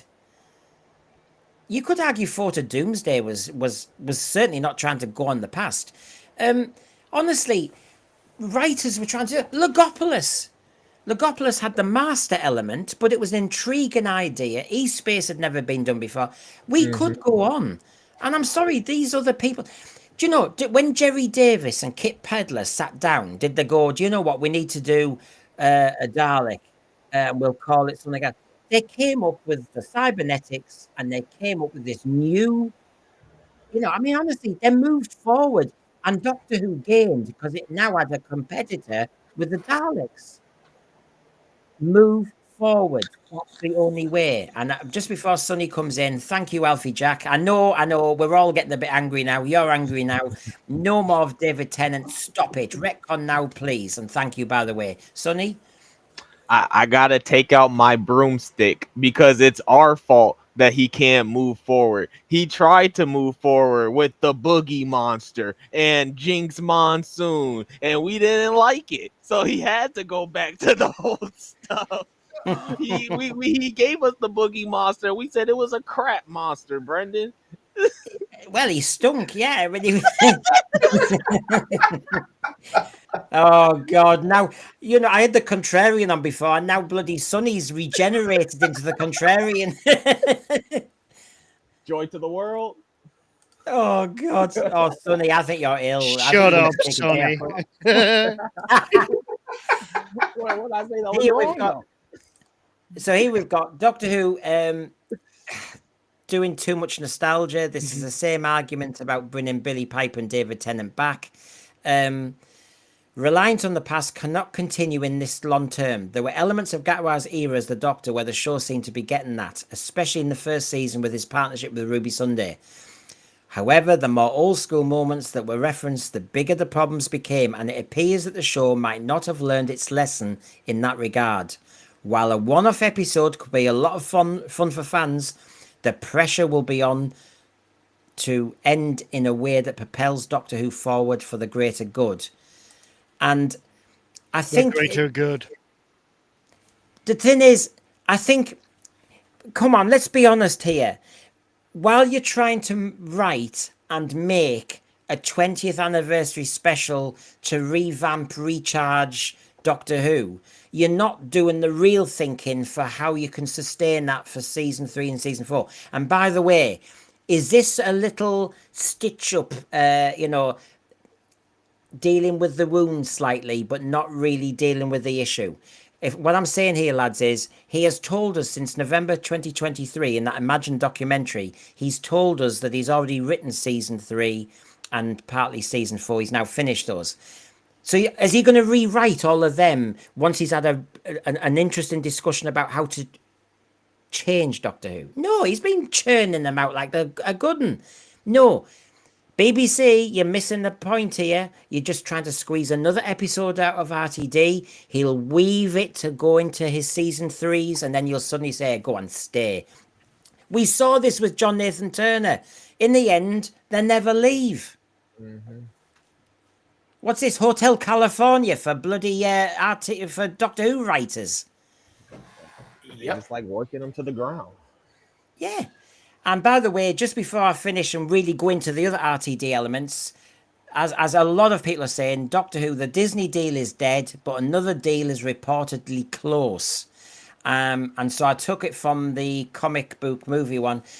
Doctor Who deal is dead at Disney, but there may still be hope for the series to return. And just so everybody can see where we're up to at the moment, and then we'll really get going. Davies has been accused of being too heavy-handed with his woke stuff, Davies is thought to have had a 3-season plan, but with low ratings for season 1. We repeatedly heard that it would hinge on how well season 2 performed. The numbers didn't vastly improve. Now, the scooper Daniel Reichman has proven himself a reliable source for Doctor Who intel in recent weeks and shared an update on the show's future.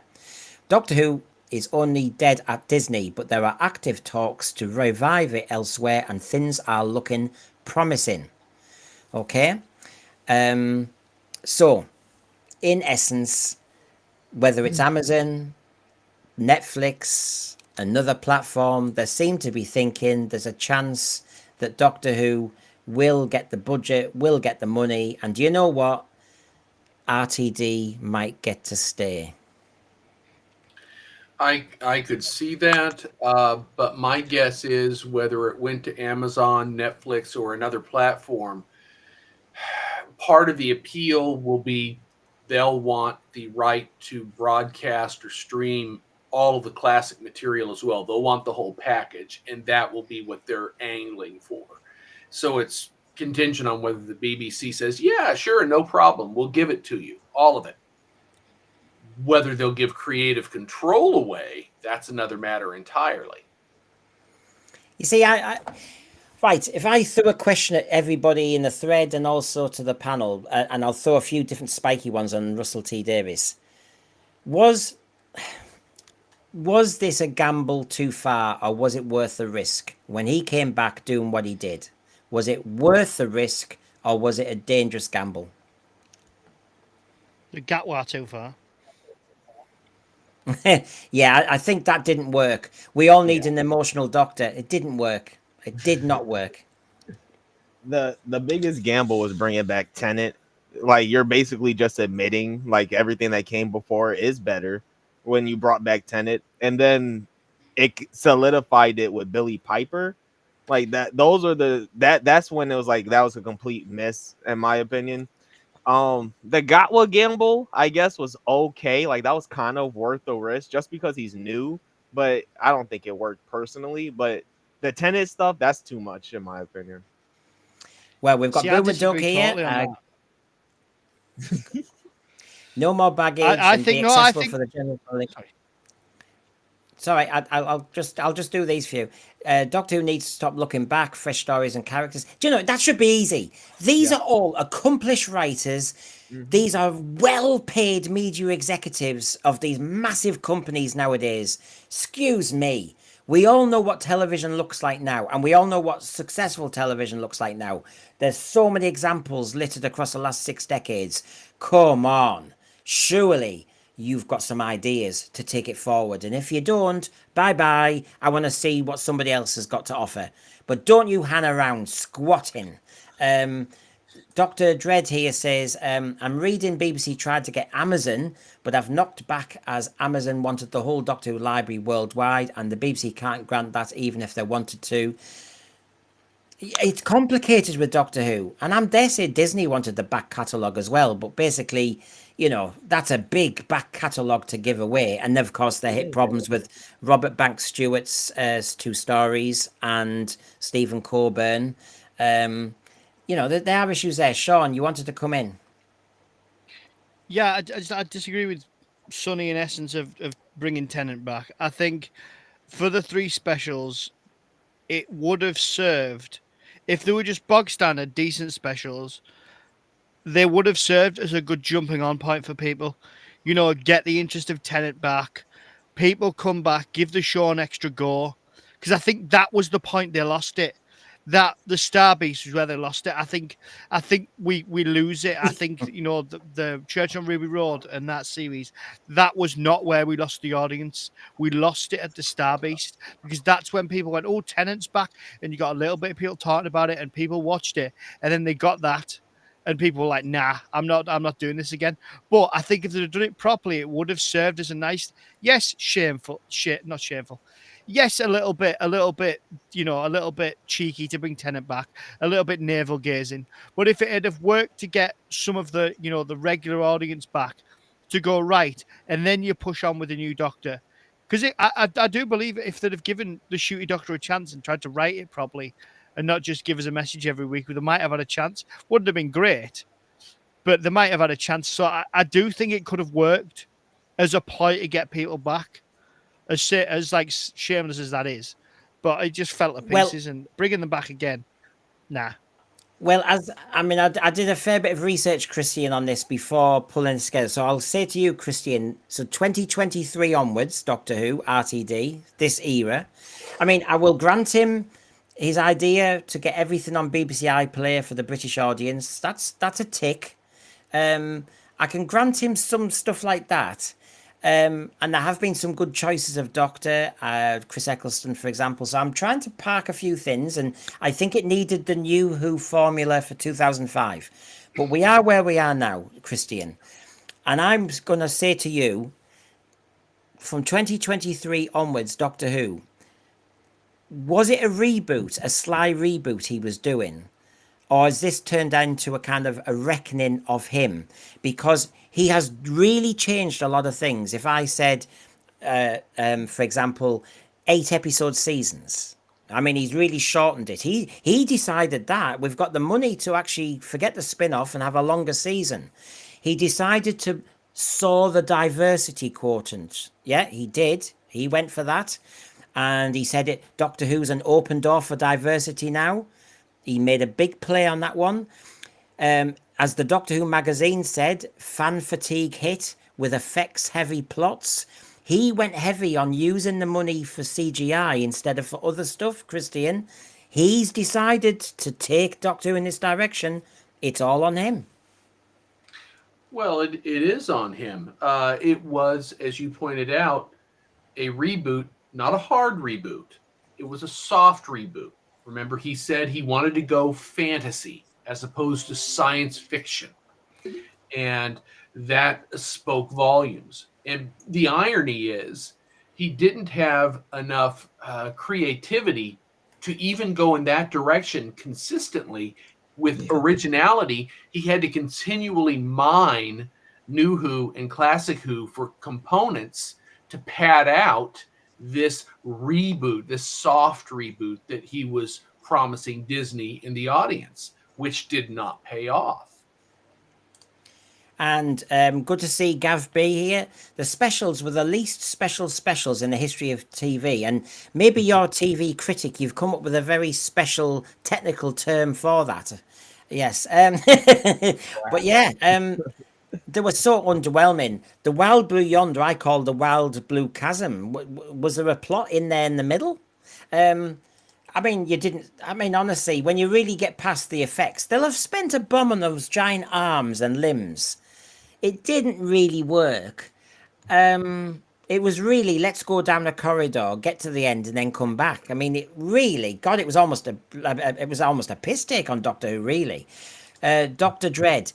I think discussing Doctor Who now was a bit like the survivors of the Titanic floating in the water and debating whether if they had the duck rather than the veal for dinner that night, all would be okay.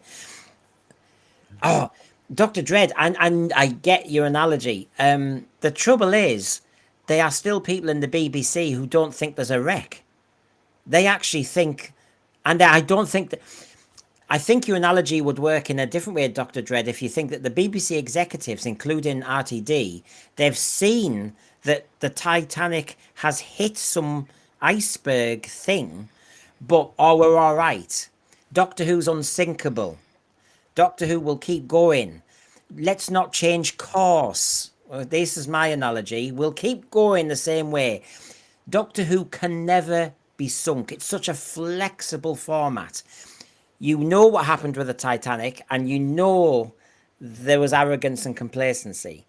And I think that's the problem with the people who are in charge of the checkbooks, in charge of the budgets and everything. They actually don't think, the iceberg to me is the ratings. The iceberg to me is the public via the newspapers calling it woke and ridiculing it. The merchandise going down in sales. But they think, no, I think we'll get to New York. We'll keep going. Faster. Come on, that's human nature. Yeah, not the best analogy, to be fair. But I'm a mini Titanic historian, so don't get me started. But I do get what you mean. Like it's just we're all freezing to death. We're all freezing to death whilst this carries on. And it's not getting any better. We're like shooting in space. We're freezing ever so slowly. It's just not good. It's not good. I mean, there's arrogance and hubris in this. Not so much the Titanic, but I won't get into it. Save it for another stream. But yeah, I don't know. It's just a mess at this point. It's best if it just. I don't know. I'm bollocks to it. Stephen Braddock. I was really looking forward to RTD coming back. Yeah, I was after Chibnall. Yeah. But after the Davros change, the Star Beast pronouns, the Sonic change, no costume, changing the Doctor's character, Sutek, Omega, exactly. That's only in 2 seasons. And are we, as BBC executives, really going, do you know what? I haven't got an idea, but I'd like my pension to be a bit bigger, so shall we just ask him to make some more? That's the problem. That's what we're facing. It's creative laziness by the BBC. Creative laziness by RTD. I mean, you know, when I was doing my research and I've just listed it, this is what I've listed over here. Redefining the Doctor and redefining the show's soul. That's what RTD has done. That's the dangerous bit. If he'd got it right, then I have to sit back going, that's why you get the big bucks. But he has redefined the Doctor's character and he's redefined the soul of the programme, and people don't like it. Now what do we do? And the answer seems to be, let him stay and do more. Please explain that. As Joe Chapman said, our TV producer, the producer in charge of this has got us here. And the BBC are saying, can you please make some more but not as damaging? How does that make any logical sense? Well, I look at it through this lens. Let's say, just for argument's sake, that the BBC allocated funds for people's salaries based on the success of a show, almost like commercial television. And they realize, oh gosh, with each one of these sub-performing installments, my check is getting smaller and smaller and smaller. At some point, they're going to say, you know what? Something's wrong. I can't pay my bills this week. Hey, and when the BBC, Christian, might have to add a little subscription element, which is the mooted talk, there'll be it's not a free bit, the bit that we taxed on, and then a subscription component. That's what the idea is. They will have to be more competitive. And chucking in Rogue for a minute, chucking in Susan for a minute, with the casual viewer not knowing who the hell they are, they'd turn away. It's junk. I know what you were saying, Sonny, about, you know, maybe eating junk food as you watch this, but the point is it's junk, isn't it? That's it. It's just absolute. Oh yeah. I mean, it's like, the truth is you shouldn't be watching it. No, it's like that's the truth, but it's like I don't know, I like to watch. Well, this is what we forget. Like, this is the main crux of the matter and why we've lost like all these viewers, because the show isn't a comfort blanket for people anymore. Joe said it best. I can't say it any better than her. But you know, these are people. You know, even people in like the West who do quite well. People have a tough time out there. They might be carers for family. They might have a day caring for people. They might have a really tough job.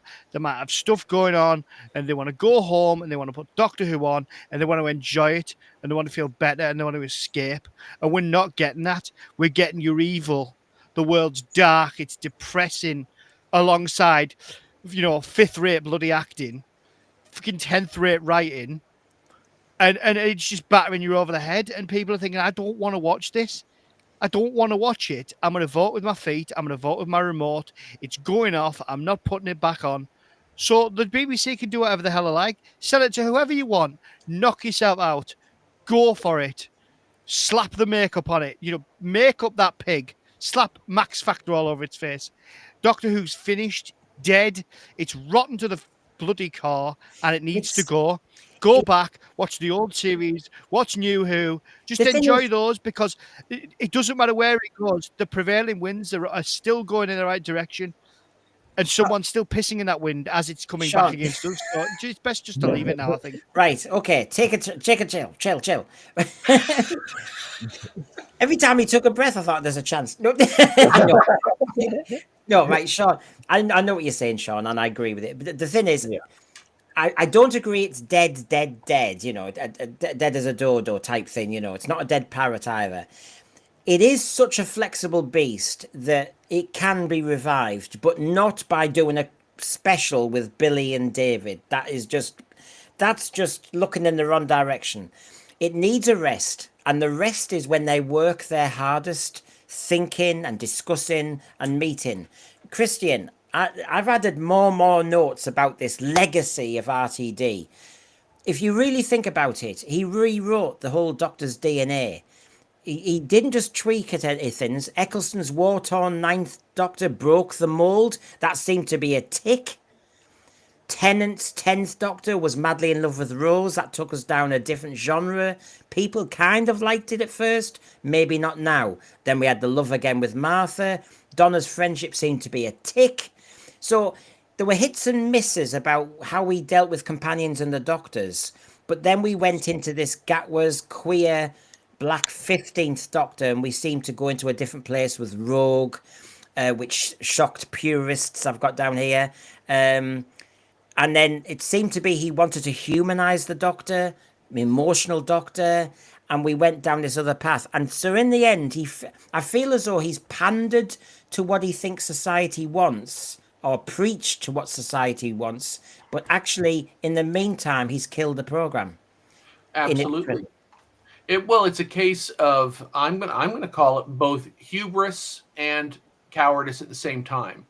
If what he did with Gatwa was where he wanted to go with the show in 2005, he would have gone there, but he knew at that time it wasn't safe to jump on that bandwagon.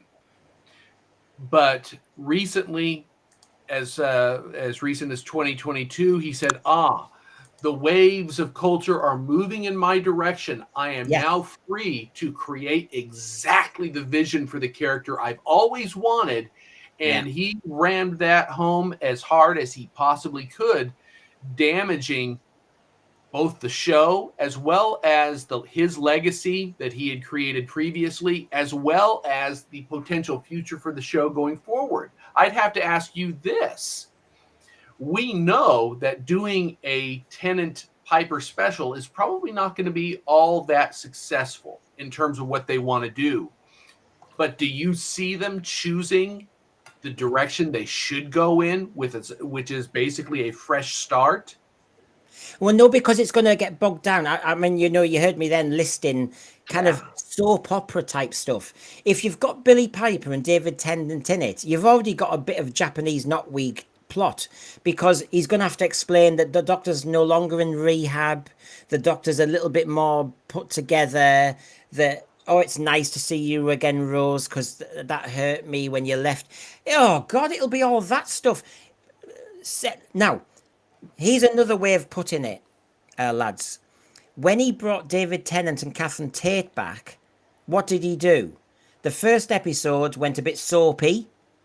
We had the pronouns. We had the meta crisis. We had Donna's now lost all her lottery money, and she's now got this husband, and there's a man making a tea, and boring. Give me a bloody monster down a corridor. Honestly, it was all soap and domestic. Wild Blue Yonder didn't do that, but it started with Isaac Newton, and it started with, I fancy him. And all of a sudden her saying, you've always had the hots for men. I've noticed it from afar. And that.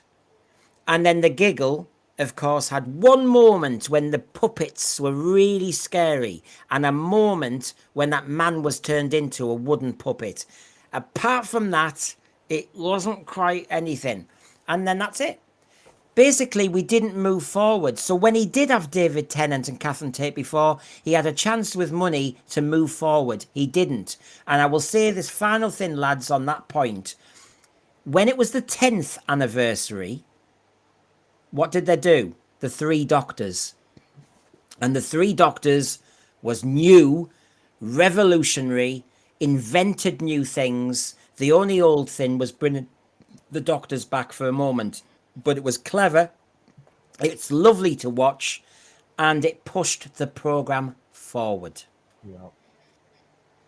That's what they needed to do. But he had that shot. He had one shot at it. Frankly, if they were hell-bent on bringing back a previous Doctor for the 60th anniversary special, they probably should have brought back McGann. If they were hell-bent on doing it and made a single story with McGann, they lost an opportunity. Yeah. Well, Thomas McCarthy is telling us, rather with a tongue-in-cheek, you're all wrong, people. They'll love to be bored every Saturday night with singing, dancing, drag, pantomimes, darlings. It's the new thing, darlings. People love it. There are darlings waiting for this. Yeah, I know. And that's why, yeah, I know. It's tongue-in-cheek. I know. But, you see, RTD spending his time, darlings, on Canal Street, and sorry, I've got to do this, folks. It'll just cheer everybody up. He remember Canal Street. I must remind all the lads of this one. And on the other hand, dark as the pits of hell. You die in a prison cell. And he sees the darkness in humanity. Relentless noise. He stares it right in the eye, but with absolute kind of mercy. Cowards like you. And thought and understanding. An awful lot of people have masturbated over my work and come up to me and tell me. He knew when TV doesn't. Gets funnier every time. I had to show that because there may be somebody out there. I need to spread the word, not spread the seed, but I spread the word of RTD. And clean up aisle 5. Clean up aisle 5. And this is all in Thomas McCarthy. This is your fault because you were saying everybody likes all this drag and all the rest of it. Yeah, go down Canal Street and they're all jerking off apparently as he goes up and down the road, going, "Oh, your episode." You know, I can't imagine this. It's like, you know, there's me. I've taught in schools. I'm trying to work out what's going on in his head. Hey, Brendan, you don't think it's like the end of a wedding when they come out the church and instead of the bride and groom, it's RTD, and instead of confetti, it's well, yeah. I won't go any further. You don't know, hey? Well, you do you. Well, I mean, they're all working out. We just sat here ruminating, but it's out of order because, like those Logopolitans who we're trying to raise money for in their little care home, but they just need an abacus. It keeps them happy. I think they've lost it a bit. They just like to, you know, move the beads around. The Hoopettes are working hard, and you're not working them hard enough. Let me just have a check here. Hold on.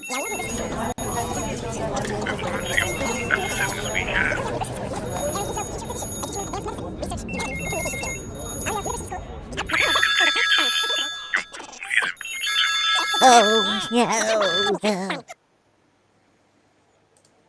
Yeah, working hard. And thank you, Chris Lawley. Good lad that you are. By time next Doctor Who production, 2 years BBC could be financed so differently in a different competitive world. This was a wasted opportunity with Disney. Agreed. All we've done is extend the linear version of Doctor Who.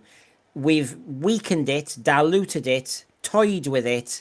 We've wasted the money, as you say, Chris Lawley, and we're just 2 years further down the road. Instead of 2 years, it's not on the telly, but with Paul McGann. I remember I've got a double whammy. It's on the telly with Paul McGann in some specials. Meanwhile, they're thinking out a master plan for the series to be pushed forward. But New Who is dead. It's a new concept. New Who gone. And I think it is extremely important that the next Doctor you see on the screen has no number. I've said it before and I'll say it again, because it'll get rid of all that knotweed. I know fans like to know where they're fit. I have to say, we're going to have to let that go. Because if we want all the dots joined up, it's going to have to join up to Timeless Children, to Rogue, to Fugitive Doctor, to the War Doctor, to the Time War. Let it go. We need a Doctor in the TARDIS, being in charge, being asexual, clearing off. That's what we need. And so he might be Doctor 75, but we'll never know.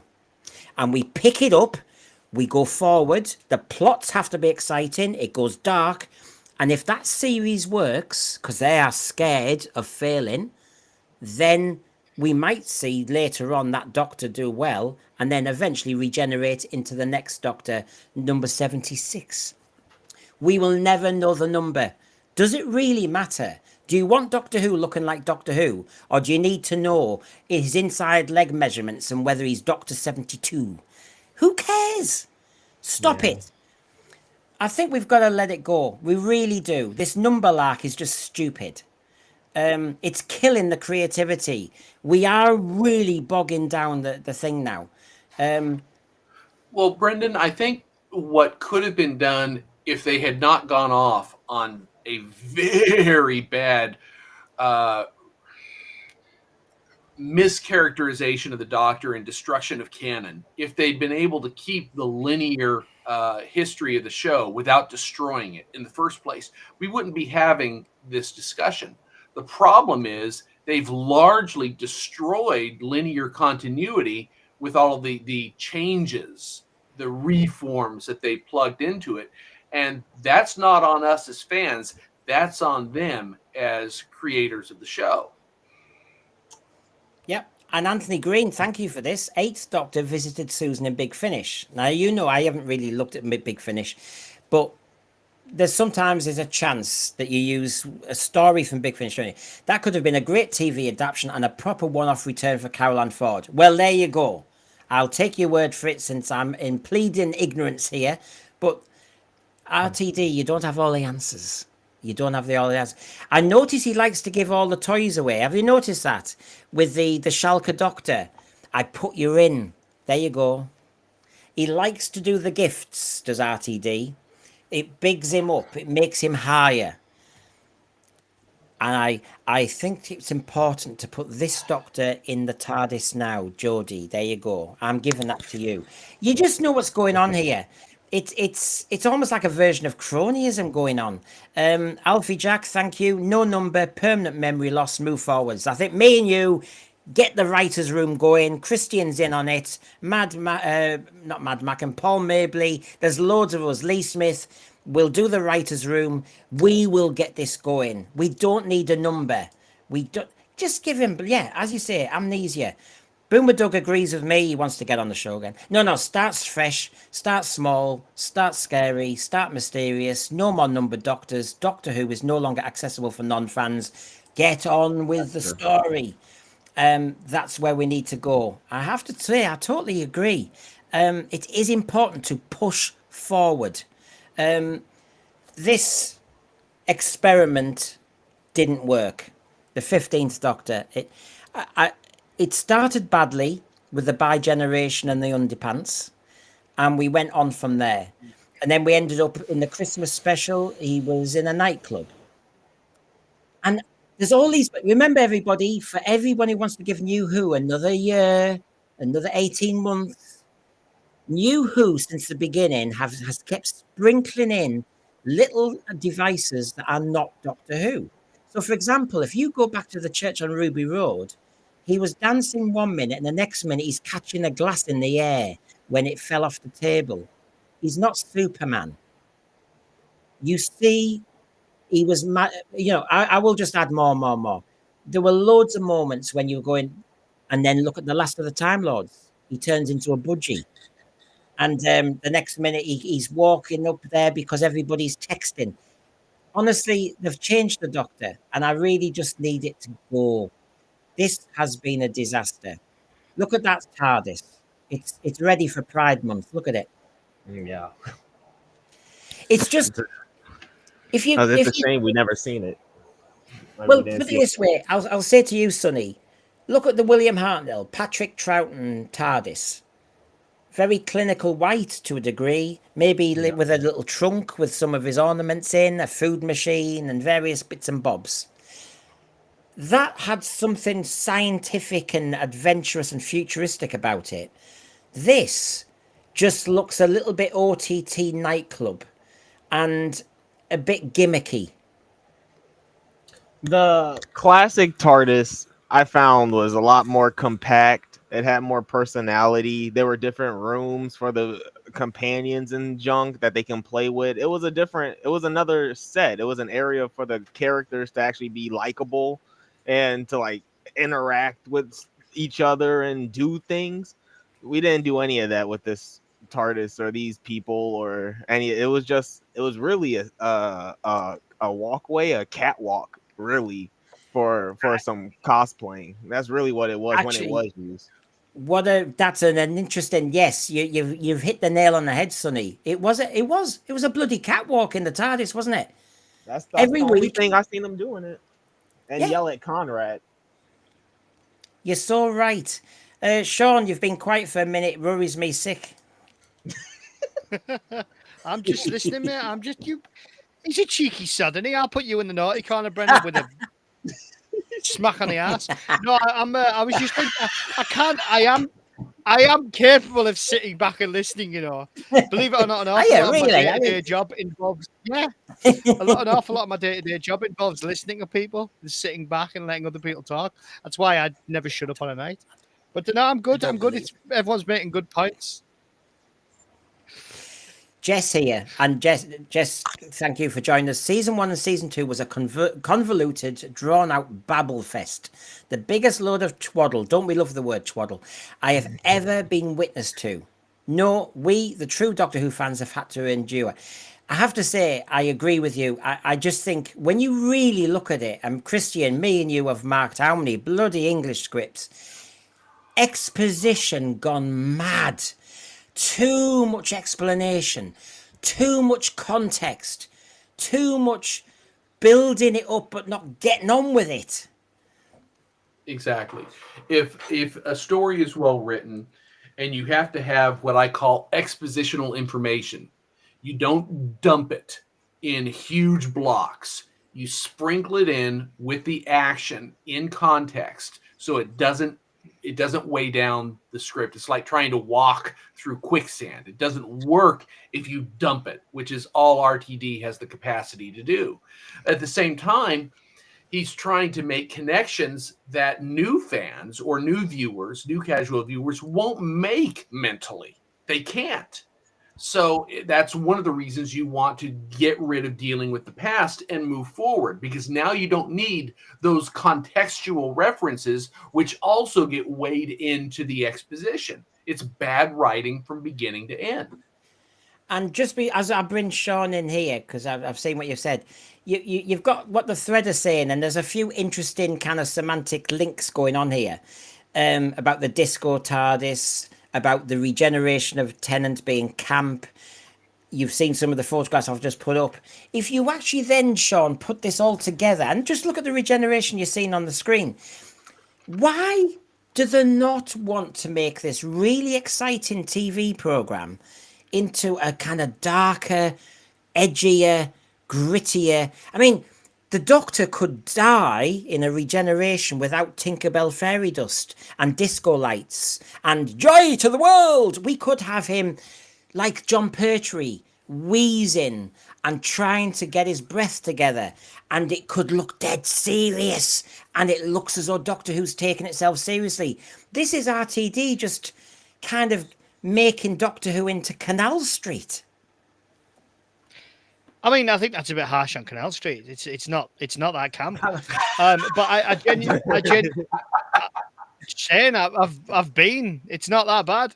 But no, for me, it's one big issue, and you know, it goes back to tone and motive.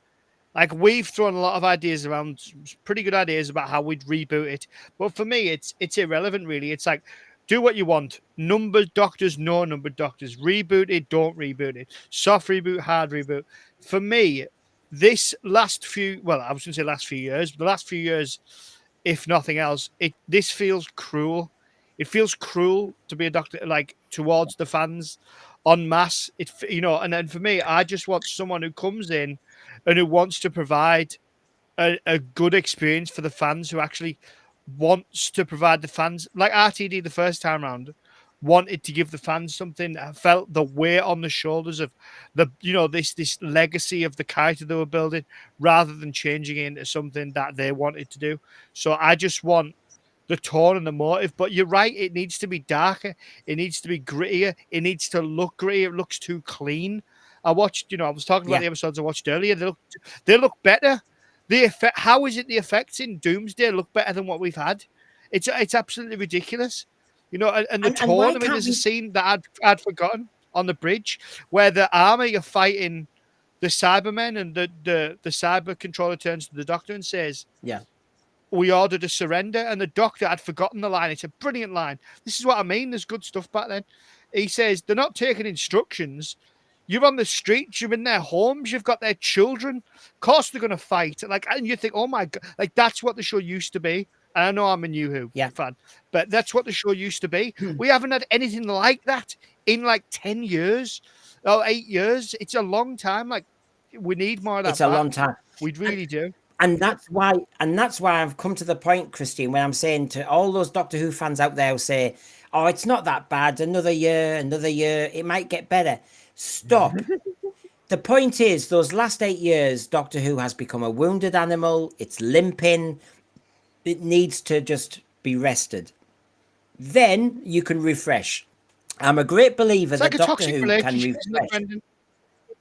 It's like a toxic relationship being a Doctor Who fan now. At what point do you, for your own sanity, let go and walk away? And I'm not, that's in no way, I'm not in any way like doing down being in that kind of relationship. I'm not. I'm just saying it. That's kind of how it feels.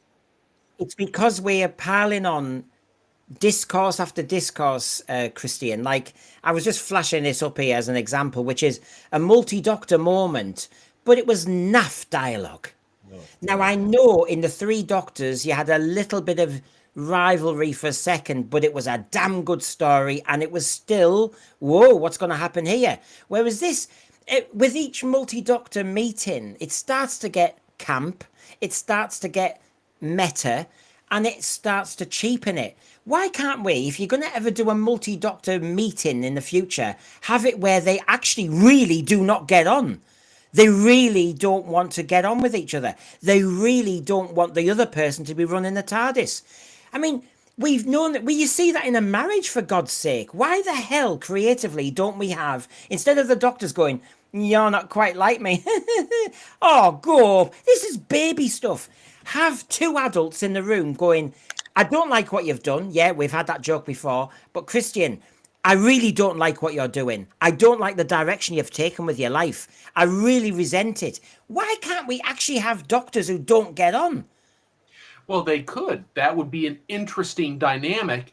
But I go a step further and say, if you're going to have a multi-Doctor moment, it has to drive the plot in an effective, meaningful way. This was a glorified cameo at best. Yeah. So it was not only badly written and poorly executed, but it didn't really serve the plot in any meaningful way. So it was an afterthought, it almost felt like. As well as a shooting a finger at the fans, because so many of them did not like Whittaker, so he was going to just sock it to them. I mean, I've said, Sonny, that regarding RTD's significance, impact, and legacy, on another topic now, the cultural significance of what RTD's done to Doctor Who and the implications of that. He's proud, I think, that he's got marginalized communities in Doctor Who. He's proud of the diversity quotient. He's proud of reflecting modern issues. And he's tried to make Doctor Who culturally significant with gender ideology and all that stuff, Sonny. However, Doctor Who was already culturally significant as a British product. And what he seems to have done for what I've just listed was kill that.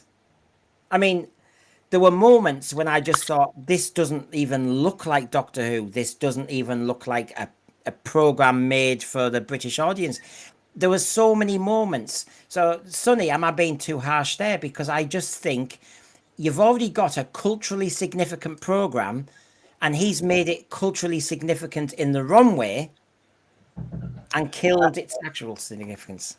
I don't want to say you're too harsh on RTD. I don't think that's true. I think a lot of the blame goes a lot on the BBC because they truly don't know what they have, and RTD turned the show into something I think that they want it to be, even though it's not what it ever was, but they use it to push ideas that they want. So when RTD comes and says, "Oh yeah, I'll make it that because I agree with that anyway," and no one's looking at the ratings or even asking the fans if they're going to watch it, it's a hot mess. So a lot of it comes from the BBC because they're the ones opening the wallet for this. I heard they made the deal with Disney or whatever. They have the purse strings. Like they're the ones with the license, right? So Yep. I mean, Christian, am I being harsh? You're not being harsh. We don't have we're not getting the quality of output in meaningful writing that will move the program forward the way it needs to be. And they certainly don't have the team behind them that will effectively accomplish that goal. That's a problem. So I'm stymied as to where we can go if there isn't some kind of what I consider virtually a reboot of the show at this point with unnumbered doctors and quality writing based on the tone and canonical elements that were established in the classic series. Period. I mean, Farsight is going along my path, I suppose. Russell T Davies hates the idea of Britishness, as a lot of people sadly do now. It's like it's a dirty word. If you switched on and he wasn't in the TARDIS, would you recognise him as the Doctor? No. And remember, that story in the engine episode, I am really triggered by not because we had two people of ethnic minorities in the TARDIS. I'm over that. My issue was, while that was maybe a nice representation moment, what did those two ethnic minorities in the TARDIS do? They slagged off the British public. We don't feel comfortable in that country. That's the bit I have a problem with. That's where you've just killed the bloody Doctor Who project. It's a quintessentially British product. It's of British cultural significance, and you have just decided to make your lead characters say, Britain is an unsafe place, I'd rather live somewhere else. And suddenly you're going, well, what the hell is this? If Nigeria wants to make a sci-fi show, I'm sure they will, but they won't have somebody British in it. Yes, but he's got to virtue signal. Don't you understand, Brendan? It's all about virtue signaling, and the best way to do that is to stick it to those evil colonizers, which he certainly has been doing. Do you know, yes, he's anti-colonization and everything, yet he uses the word empire. He says, I want to build a Doctor Who empire. You go, you're still using the bloody words. He's put his flag down on the soil. He's had his gun. The Eddie Izzard sketch on this was brilliant about how the British Empire operated. You know, we have a flag and it's backed up with a gun, you know, that kind of thing. And he did that. So, Sean, did you want to come in then? I saw your logo was kind of quivering. No, it's I mean, I don't understand. I don't understand this, this way of going on. You know, the country's not perfect. We know it's not. But I tell you what, history would be a hell of a lot different. A hell of a lot different if things had gone different ways, particularly with the wars that we've had and stuff like that. See, it's it feels a very regressive way of going on. It's like Doctor Who. If you're forever looking back, are you going to be able to move forward? You need at some point you need to go right. We need to move forward here. But I don't understand. I don't understand that way of carrying on. We're going to use a science fiction program, which is all about the future, is all about hope, is all about that, to bog us down in British politics. I mean, RTD, well done, genius. As Anthony Green says, he hates British. Yeah, but we've had this for years, though. Well, we might have had it for years. We've had this since Series 10. Yeah, I agree. Mr. Puzzled. RTD went nuts over Brexit. I'm sure if you use the Wayback Machine, you'll find absolute psycho treats about that. Oh, look, I mean, we have seen Doctor Who in the last decade go in that direction. And it just so happens, look at what has happened in our culture. And well, Brendan, I'll ask you this one question because it follows what Sonny posted in the thread. If Doctor Who can't be used as propaganda, we don't want it. Do you think the BBC, certainly based on the viewing figures, would even entertain the idea of using Doctor Who, producing it, if they could not use it to push propaganda? In 2025? It's just of all the programs to do it with. I mean, they're doing it with everything. I have to say, Christian, because they're doing it with horrible histories. They're doing it with children's programs where they're saying that Stonehenge was built by black people. They're telling us that London was built by immigrants, and you're going, really? Have you seen pictures of 1940s London? I mean, these people are absolutely deluded. I want fairness and equality. So therefore, okay, if that's the game we play now, when I go on holiday to Japan, when I go on holiday to somewhere, I'll say Nigeria, when I go on holiday to these other countries in South America, let's say Peru, that they are all doing the same discussion. No, they're not. This is part of a stupid, sick ideology of slag off the people who pay the license fee, slag off the people who are paying your wages, and basically you just love the pulpit. But actually you're not doing what you actually are truly getting paid for, which is to entertain. And when it comes to Doctor Who, the entertainment tends to be scare the kids. And you're just not doing that. All you're doing is pulpit, pulpit, pulpit. Now, gosh, we're getting charged up tonight, aren't we? Final words from everybody. What can hear? I can't wait. Well, yeah. I'll just put this in, Sean. I can't wait for all the documentaries and books that get written about it. Yes. I could imagine the title being called "Who Killed It?" An A to Z of what led to the second demise of Doctor Who. Sean. Yeah, it's dreadful. It's at a point now where I genuinely think, because you do think, don't you? I have thought it quite a few times over the past few years. Well, how much worse can it get? How much worse can it get? And it gets worse, and you think, oh my god, like it's a laughing stock now. Well, it's not really, because no one's really bothered. No one's watching it. And I'd love to see what the figures would be like if all the people watching it for YouTube or the guest on YouTube or to do a podcast on it. Because I genuinely, how many people are watching this and really enjoying it? No. But the BBC know what they're doing. The BBC know what they're doing. RTD knows what he's doing. I think they've kicked Shooty out the door. They want to blame him, and I think they might keep RTD. And God knows what we'll get next. But hey, silver linings. Let's end on a positive note from me. We'll get some good content out of it on the Sense Sphere, so you can't mourn. I'll also ask another tricky question as we conclude, and good to see Almain Diligence here as a straight.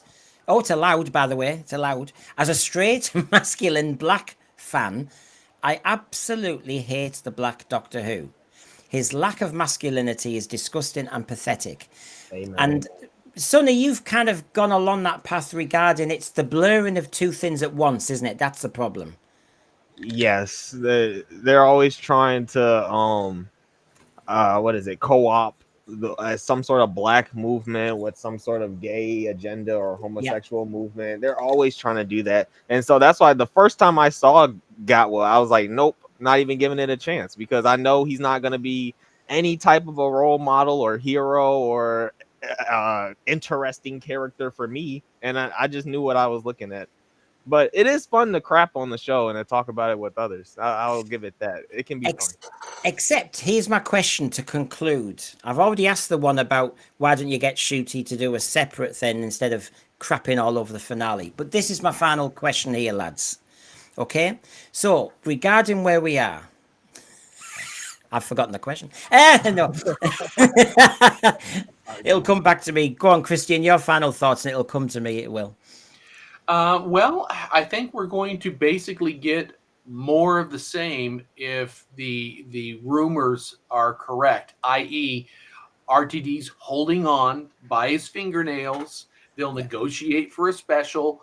Unwisely, they will try and woo Tennant back, thinking that they can somehow galvanize the fan base and the viewers with a one-off special for those two actors.